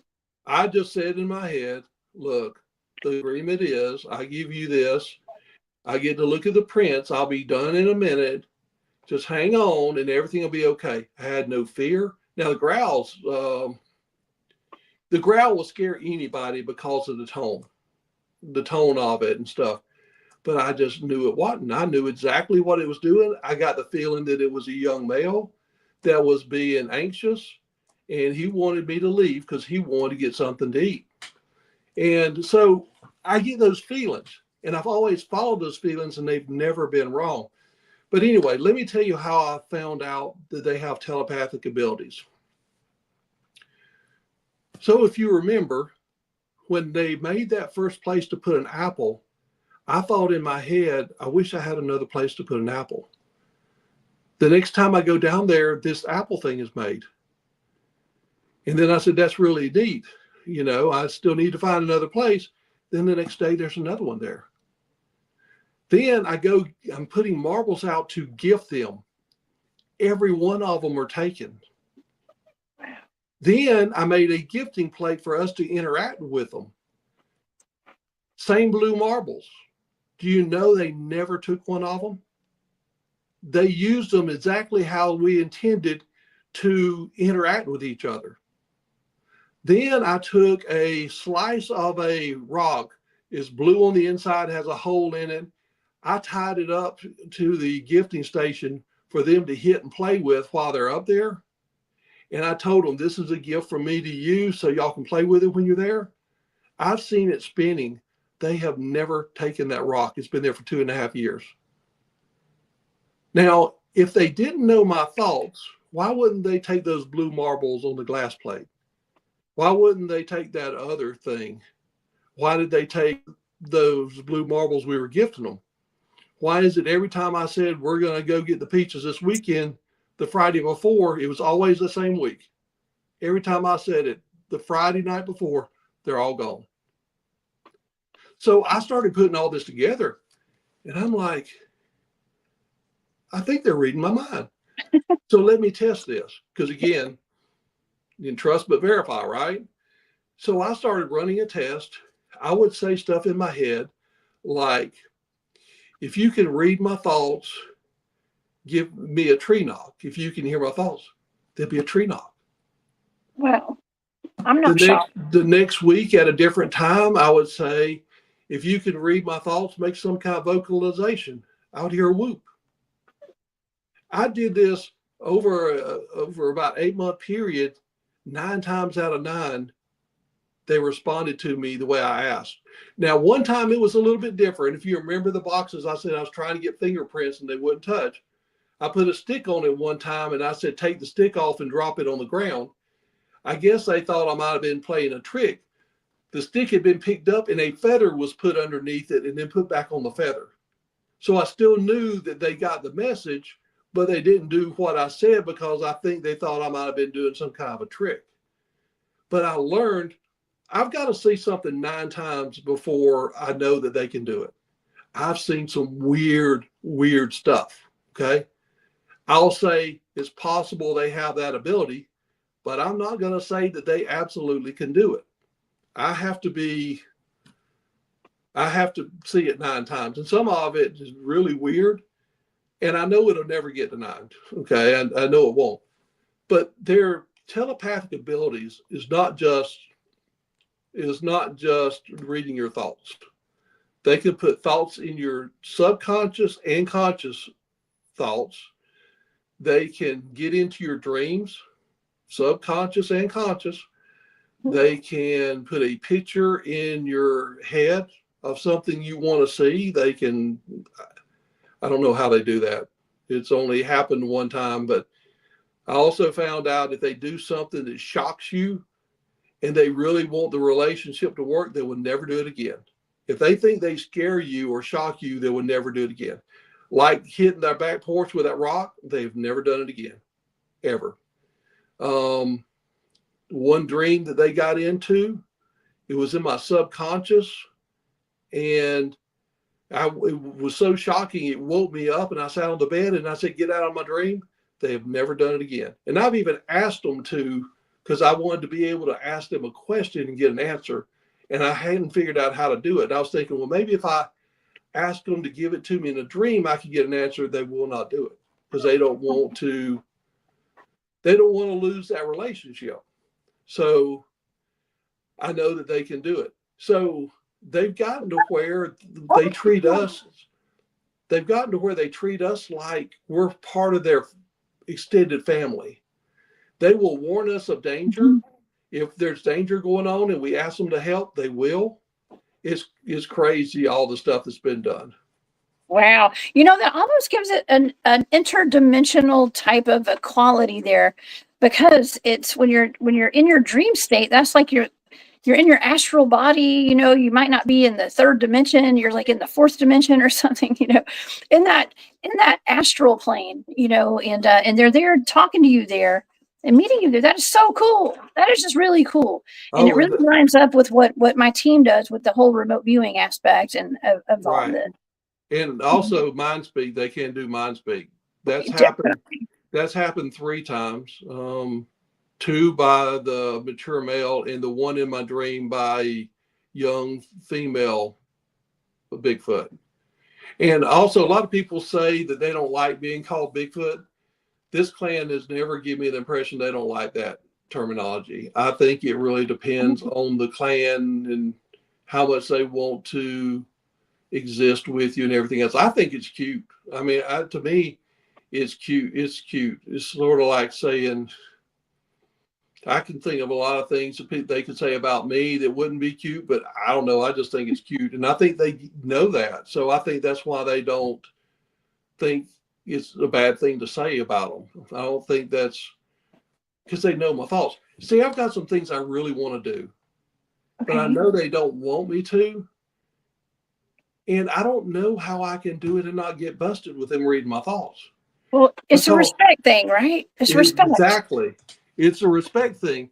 Now, do you want to know what things that I don't want them to do and they don't want me to do? Yes, please. Okay. Yes, please tell us everything. Okay, Neal. They don't want me to take pictures of them. They don't want me recording their vocalizations too close to them. Now, I can record it from a distance, but they don't want it right next to the gifting station or right next to where they stay. But I could do it at 50 yards away, and they're okay with it, which it'll still record. They don't want me to take casts of their footprints. They don't want me to go into the area that I know that they stay. That's a big one for them. They do not want me going in there. They've triple X'd me on one trail. Triple X. They had me an X before the trail, on the ground in the trail, and right behind it in a tree. They triple X'd me there. They don't want me to, if I hear one coming up to get something to eat, they don't want me charging in there to try to get a look at it. They don't want me to just, do that. They don't want that.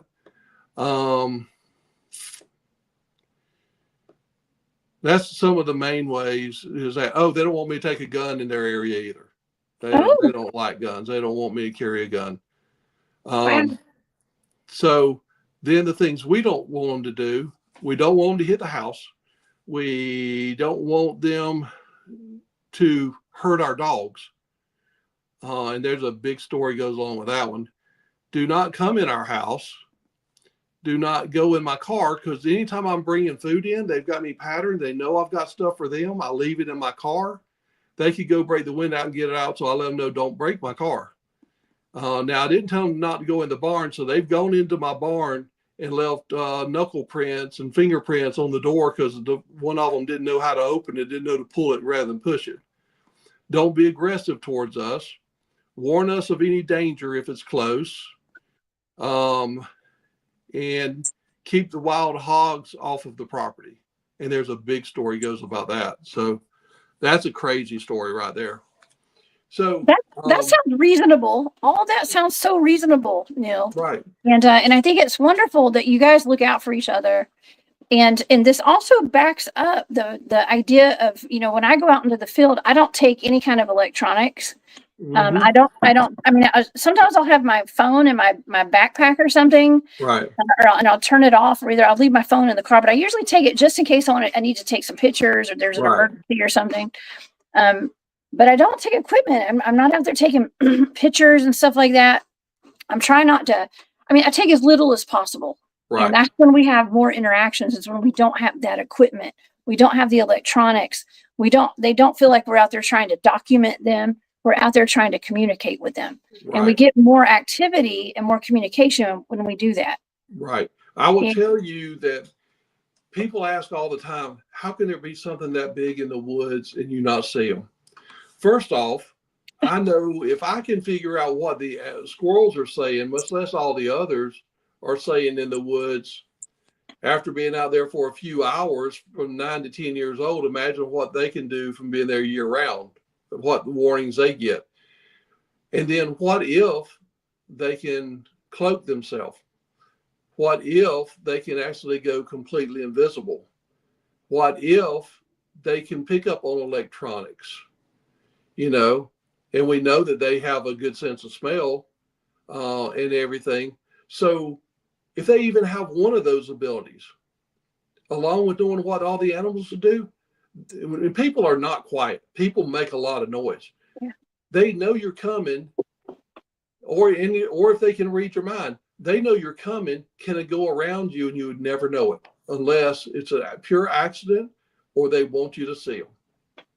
That's right. And I tell you something else, when you're in a situation like I am, you go other places, they let you know they're there. They will do a tree knock. They will do a howl. They will come up. The first expedition I went to on the first night, one pinged me, and that's a different type of mental thing. It is weird. I've had that. It's the weirdest. I call it getting zapped. I had that before. No, I don't. Is it different? No, let me tell you what. Do you know how you ping your location on a phone? Yes. It's that way. Oh my gosh. I've had this happen about 8 times. I'll be walking through the house and stop dead in my tracks and look outside at a spot. My wife would go, "What are you doing?" I said, "Just got pinged." She goes, "What do you mean?" I said, "There's a Bigfoot right behind that tree down there. I can't see it, but I know it's there. It pinged me and stopped me." We'd go down there and look a couple hours later, and sure enough, there's the footprints where it was standing behind that tree. And I've had that happen on the expedition at night, and I didn't have anything. I got pinged, and I said, "I just got pinged. There's a tree over there on the other side at the very end. There's another tree behind it. There's one in that tree watching us," and they pinged me. They looked with a thermal monocular, didn't see it. And I said, "It's there. It just pinged me again." They looked and saw it peeking from around the tree. It let me know its exact location. I've had that happen here at the house. I'll be walking to my car, it pinged me. I took a picture of a tree 200 yards away, dead in the middle of the picture. After I got to work, I zoomed in, and there's a face looking at me in that tree. I don't know how they do it, but it brings me to a dead stop, and where I look is exactly where they're at. I don't know. I just call it being pinged. I don't know how they do it. I don't know. They've got you microchipped. I'm sorry, Neal. They've got you microchipped. That's what it is. They put a chip in you, and they watch you. Like we think that we're watching them, but they're probably watching us and they're keeping tabs on us more than we keep a tab on them. Oh, absolutely. Yeah, absolutely. That's wild. And I will tell you that I have really positive feelings that they have certain birds that look out for them and look out for you, being blue jays, being crows, and being hawks. Those three right there, we have our window open. There's nothing going on.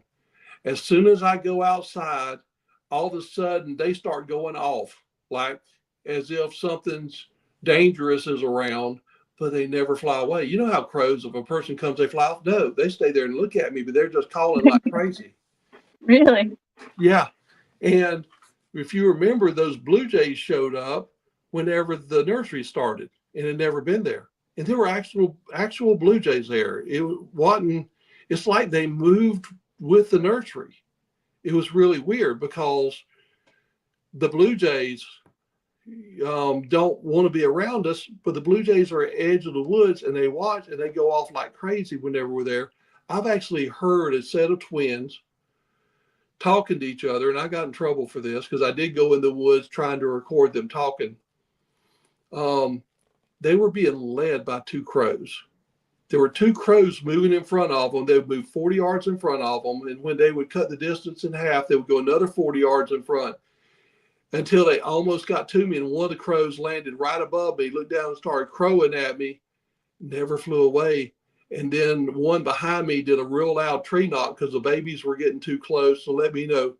It was so loud, it muted, the iPhone muted. It didn't even get it because it was so loud, it muted it out. Wow. It was crazy. So I already knew that they didn't want me going and trying to see them. But that one, the only reason I was is because I was trying to record the vocalizations, but they let me know real quick that you messed up, you broke the rules. And I will tell you, you know how I know how I would find out that I did something wrong? They would quit leaving their footprints for 1 to 2 weeks. Sometimes I would have to figure out what I did to make them angry. And then once I find out what I did, I have to apologize to them and tell them I won't do it again. And then shortly after that, they'll start doing it again. But sometimes it was kind of tough. I would have to figure out what I did wrong because I didn't know, but they would quit leaving their footprints. So that's how they told me that you were on restriction. I was on restriction. So don't think you ever get too old to get put in a timeout. You do. That is so wild. And the fact that you are so intuitive to pick up on that, though, a lot of people wouldn't even pick up on that. Right. And there's a lot of other things they can do. And there's a lot of, I will tell you that if they take something that they know you like or they like, they will always leave you a gift for it. They will, every time. My wife left a dog. She had this wooden dog cut out, and it was holding a bone, and the bone said, welcome. We had 2 of them. We had one at the back porch, and she put one on the other side of the bridge. And I told her, I said, babe, that's a bad move. You know that they're going to take that dog. I said, they feel like that side of the creek is theirs. They're going to take that dog. She goes, they better not. I said, babe, I'm telling you, don't do it because it's going to disappear. 2 weeks later, the dog is gone. She put it right on a little flat area right beside the creek. In the middle of the trail where the side-by-side goes and puts some white dirt up in a pile, on top of it is a rock. This rock has grooves in it like a triangle pointing towards where her dog was. They were saying, this is your gift for the dog. How crazy is that? And I told her, I said, babe, here's your gift for the dog. I still to this day, I've not figured out how they made those, because it's in straight lines, but it was not cut with a blade. It looks like it was cut with maybe a flathead screwdriver. But if a person was to do it with all the little bitty different textures of the sand things, it would go crooked. These are perfectly straight in like a pyramid shape. And the rock is pyramid shape. And it was pointing right where the dog was. And I said, there's your gift for the dog. That's fantastic. So they have respect for the dogs and everything. Like, They have My respect. goodness. They have respect enough that if they take something they think is of value to us or they like, they will leave us a gift in return to it every time. Oh my gosh. This is just absolutely mind-blowing information that you're giving us, and it's so wonderful that you have such a close relationship to the Bigfoots there, and I'm glad to know, because when I first started talking publicly about Bigfooting, I would say Bigfoot, Mhm. and people would get mad at me, okay, for Right. calling them Bigfoots. But I'm glad to know that they don't mind being called Bigfoots. I Okay, I'm think, glad. and I really think it's because they know in my mind, I think it's cute and it's not a sign of disrespect. It's a sign that I'm amazed by. They know I love footprints. They have left. Now, this is really, if you, I would love for people to go to the conference because I'm going to be talking to anybody that wants to talk, and it's near Atlanta. I have a rock. They have grounded down on the bottom and made like a little stand. And on the top, they have ground it down in the shape of a footprint. And it kind of is tilted. So, you know how you put things on your desk and it's tilted like a picture's tilted towards you? It's kind of tilted towards that, like that. And they made that for me and left it at the gifting station because they know I like footprints so much. I can't figure out how they did it. Are they that strong, really? And their hands that rough that they're able to grind down a rock? Because there's no instrument that you can tell did it. It's just ground down smooth. Then the one I found today is a larger version of that they put in the back of the side by side. Now on top, it's got a different design, but it's still got that base underneath it, and they left it in the back of the side by side sometime while that door wasn't fixed. And what was crazy is I had some leftover food for them, and they put it right by the food, sort of like saying, I'd love to have this food. If I give you a gift, can you give me some? But they left it. It's a bigger version of the same thing. I mean, it's crazy, all the stuff that they do. And I found that today when I Oh my was out gosh. there. I mean, it's every day that you notice new things and have activity, and I just love it. I know you got more stuff that we could talk about, but we're at the 2 hour mark. So I thought, Okay. how about you tell the audience a little bit about your conference that you have coming up? And I wanted to first of all thank you for sharing all this with us tonight. I have just absolutely loved the show, and I've loved talking with you tonight and hearing this. And I hope that you will come back and share Yeah, some more I'll come stories back with us anytime soon. because, like I said, I've got 20 hours of these things, and every one of them means something. Now, let me tell you something real quick. I have a just like something that I say they can do. I have set a high standard on what I call a sighting. To me, for it to be a sighting, I have to see hair uh, or a face and know that it's no other animal. I've got 4 that meets that. Now I've got 3 more that's 90% that were babies. And the only reason why I don't say that it's more is because it could have been a baby chimpanzee because it moved like a chimpanzee.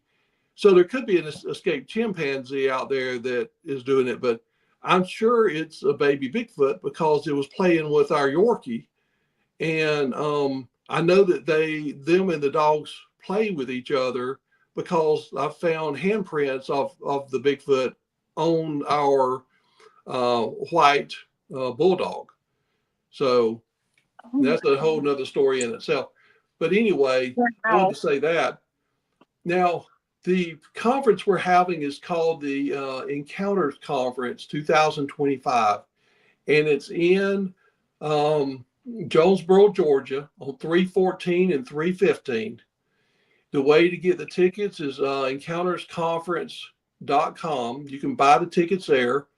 And our goal is to anybody that has questions, we want to answer them. Now, we may not have all the same answers because everybody has some different thoughts about it by their knowledge of it, but at least you can get an answer to what people think. Most of the people there have seen them, have witnessed them firsthand. That's why we call them the Encounters Conference because most of them have encountered them or they've researched them and had interactions with them at the very least. So But we've got some really good speakers, and we're going to have some movies on Friday and Saturday. One's going to be a new movie that's coming out in 2025. And so it's going to be really, really good. And if you want to, I would love for you to come there. If you're in Georgia, Tennessee, I don't care where you come from, really. But if you want to get questions answered, we're going to answer questions about what we know about them. But if we don't know something, I'll tell you flat out. If you ask me about UFOs, hadn't seen one. I've seen some things I thought were UFOs, but not here. But I'm going to tell you the truth. So ask me and I'll tell you. Like if you ask me about orbs, I think I've got one on a game camera, but I've never seen one with my own eyes, but my wife has. But I can tell you what I think about it. So please come, please buy some tickets and come, and I'll be glad to talk to you and answer any questions y'all have, because I've had a lot of interactions with them. Oh, yeah. And you're going to have some great people at that conference. I think Greg Ogles is on there. He goes bigfooting with my team. Right. And I've spent a lot of time in the woods with him, and also Bobby Dizzle, too. I saw him on there. That's going to be a great time. I know a few people that are going to be there. So I'm going to try to stop by if I can, if I'm free that weekend. And yeah, that sounds like a great time. It's down in Jonesboro. That's actually south of it, just a little south of Atlanta. Just a little south of Atlanta. It's not far south of Atlanta. But yeah, it's in a really nice little place. It's got lakes on each side of it. We're going to have a food truck there so people can get some food to eat. It's going to be a really nice event. So this is the first one, and we hope it grows from there.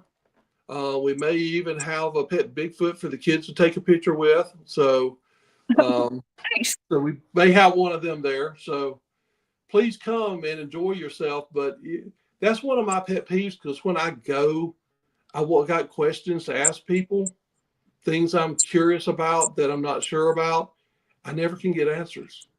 So I wanted to design this so people could get answers to their questions.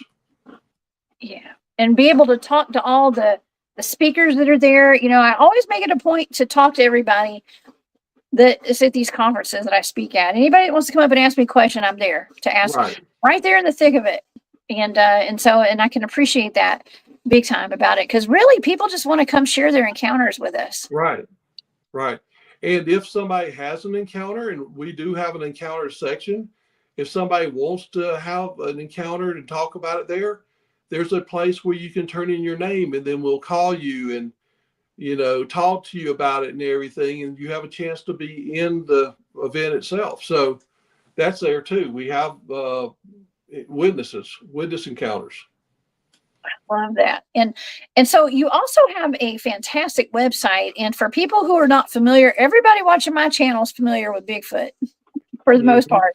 But people can go to your website, and you have really great information about Bigfoot, Sasquatch, and your experiences. And I know I titled this Area 59. Now, Area 59, is that your property?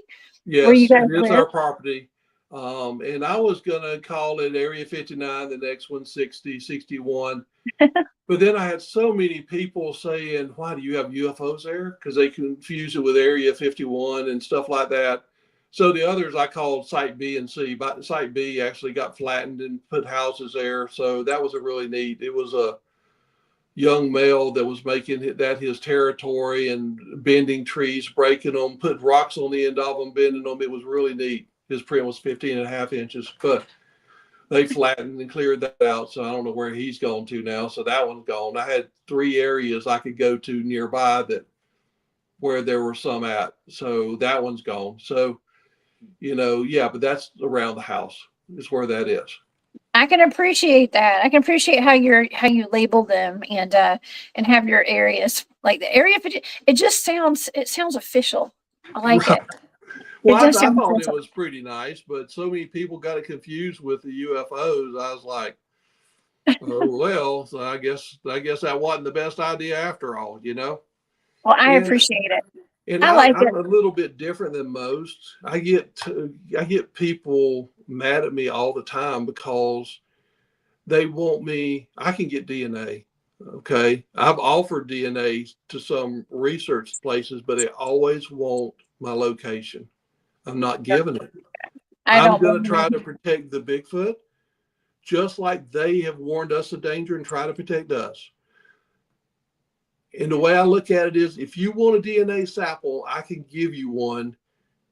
You should get the information you need off of the DNA. You shouldn't have to have the location. That's right. But so I may know of their existence. I'm not trying to prove to people they exist because I know they do. I'm trying to share what I'm seeing with them because I see so much all the time because of the trust and respect we built with them.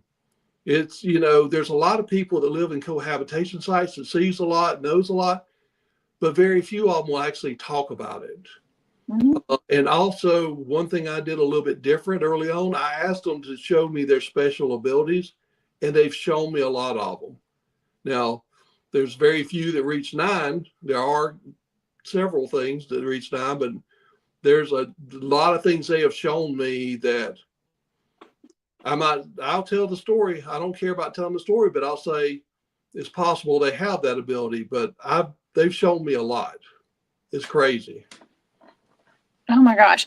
Well, do not give your location away. Please don't, because the next thing you know, you'll have helicopters flying over your house and all sorts No, of weird that's stuff. already been done. That's been It done. has. That's been Uh, done for about 3 years. So I know a Black Hawk helicopter, and if I'm several times during the morning when I've got the door open, I'll hear it flying over, and I'll go on my back porch. They have no lights on, and we're lucky that we have 3 bottoms that meet all here at the property, and they'll go through 2 of them and then fly back through the other one.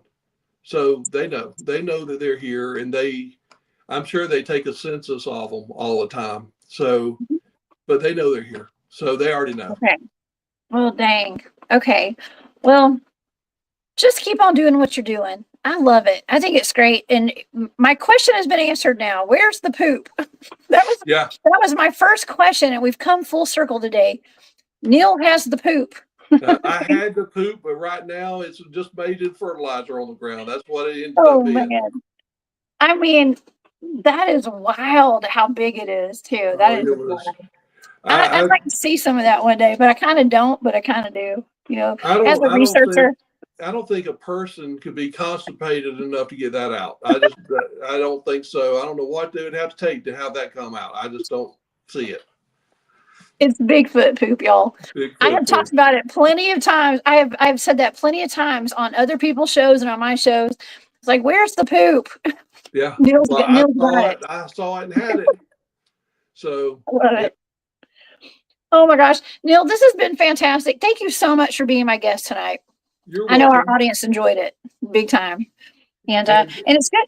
It's good to hear the positive side of Bigfoot and not people getting stalked and attacked and all that kind of stuff. It's like we've got a positive cohabitation with Bigfoot tonight, and I just appreciate it. So, well, there are some things that have happened recently that's changed it, but they still come to our place. But and I can get into that later on. So yeah, we've had some people shoot at them, and we've had about 600 acres get clear cut. That was a safe zone for them. So it's different now than it was. So I've gone from a family to a nursery site to something in between. I don't know exactly what I have here right now. I've got a young male, young female, 2 juveniles, and 2 young ones, but they can't come from the 2 young ones because 2 young male, female, because they're too close in age. So I don't know what that relationship is. I have not figured that out yet, but they're still come here at night all the time. wow. Well, they probably feel safe there, but Yeah. do keep us posted on all of this. Just keep us posted and come Okay. back and give us an update very Sure. soon. Because yeah, this is great, and I want everybody to please go check out this conference, Neal's conference. Let me take this down, and we'll put the flyer back up on the screen so you guys can Okay. see it. And if you guys are in Georgia or if you're in Alabama or Florida, whatever, this is going to be a great little conference here. Right. It's a great conference, Adventures in Knowledge Encounters Conference, y'all. Okay, please go to it and go to bigfoottalk.com for more information. And he's also got a website here as well for the conference. Yeah, Support your local Bigfooters. if you have any problems with purchasing the tickets, if you go to the website at the very bottom of the page, it's got a cell number on it. That is my cell number, and I can help you figure out what's going on with it. Because we've had a couple of people have some issues, but then it was some information left out, or, you know, I can help with that if you're having issues. So don't just give up. Yeah. Go get your tickets, y'all. Go get your tickets and go hang out. Support your local Bigfooters. Okay. People with experience with Bigfoot. All right. Well, do you have any final thoughts or anything you'd like to leave us with tonight, Neal? If you ever want to know how to keep them away from your house, or how to possibly try to see if they will cohabitate with you, go to our website, or go to our Facebook page, or go to I think my email address may be even down at the bottom. Call me, text me, you know, get in touch with me, and I'll communicate with you. I get information all the time with people with problems, and you would be amazed how some of them come out. I've got some I can't tell because people are writing books about it, but how one was zapping people all the time, and as it ended up, they have become best of friends, and they actually help them in their garden. It's crazy. So you can befriend them with respect and trust, and it is amazing when that happens. It really is. I love that. That is amazing. That is amazing. It's just amazing hearing all your stories tonight. And so, Neal, thank you again for being here. And yeah, thank you so much, you guys. Thank you to all the audience tonight. We had a wonderful chat going on tonight. You guys are the best, and thank you for the for I know Larry and Maureen have your anniversaries of being Hunt Club members, and Kent, thank you for that super sticker. It is much appreciated, very much. So I didn't leave anybody out. If I get to come back on again, then if there was any questions or anything, maybe you can ask them to me, and I can give the answers of what they asked at the beginning of the next one, or the end, or however you want to do it. For sure. Yeah, we had a few questions. Unfortunately, I couldn't see Will because I'm on my phone tonight. I had to go switch to my phone last minute. Right. So we'll go back and I have some questions too. Okay. I got some questions too. It'll be a great time. Yes, we'll plan to do that. I'm not shy of anything, because I'm not like the people who is trying to get clicks or make money at it. You know, I know people that dance around stuff a lot. I don't. I'm going to tell what I've seen, what I know, because that's why I'm doing it.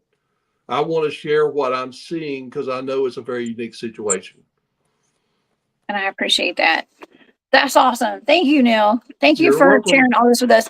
And tell your tribe over there, tell all the Bigfoots that we said hello. Okay, tell them Jessica says hey. I'll do it. I love it.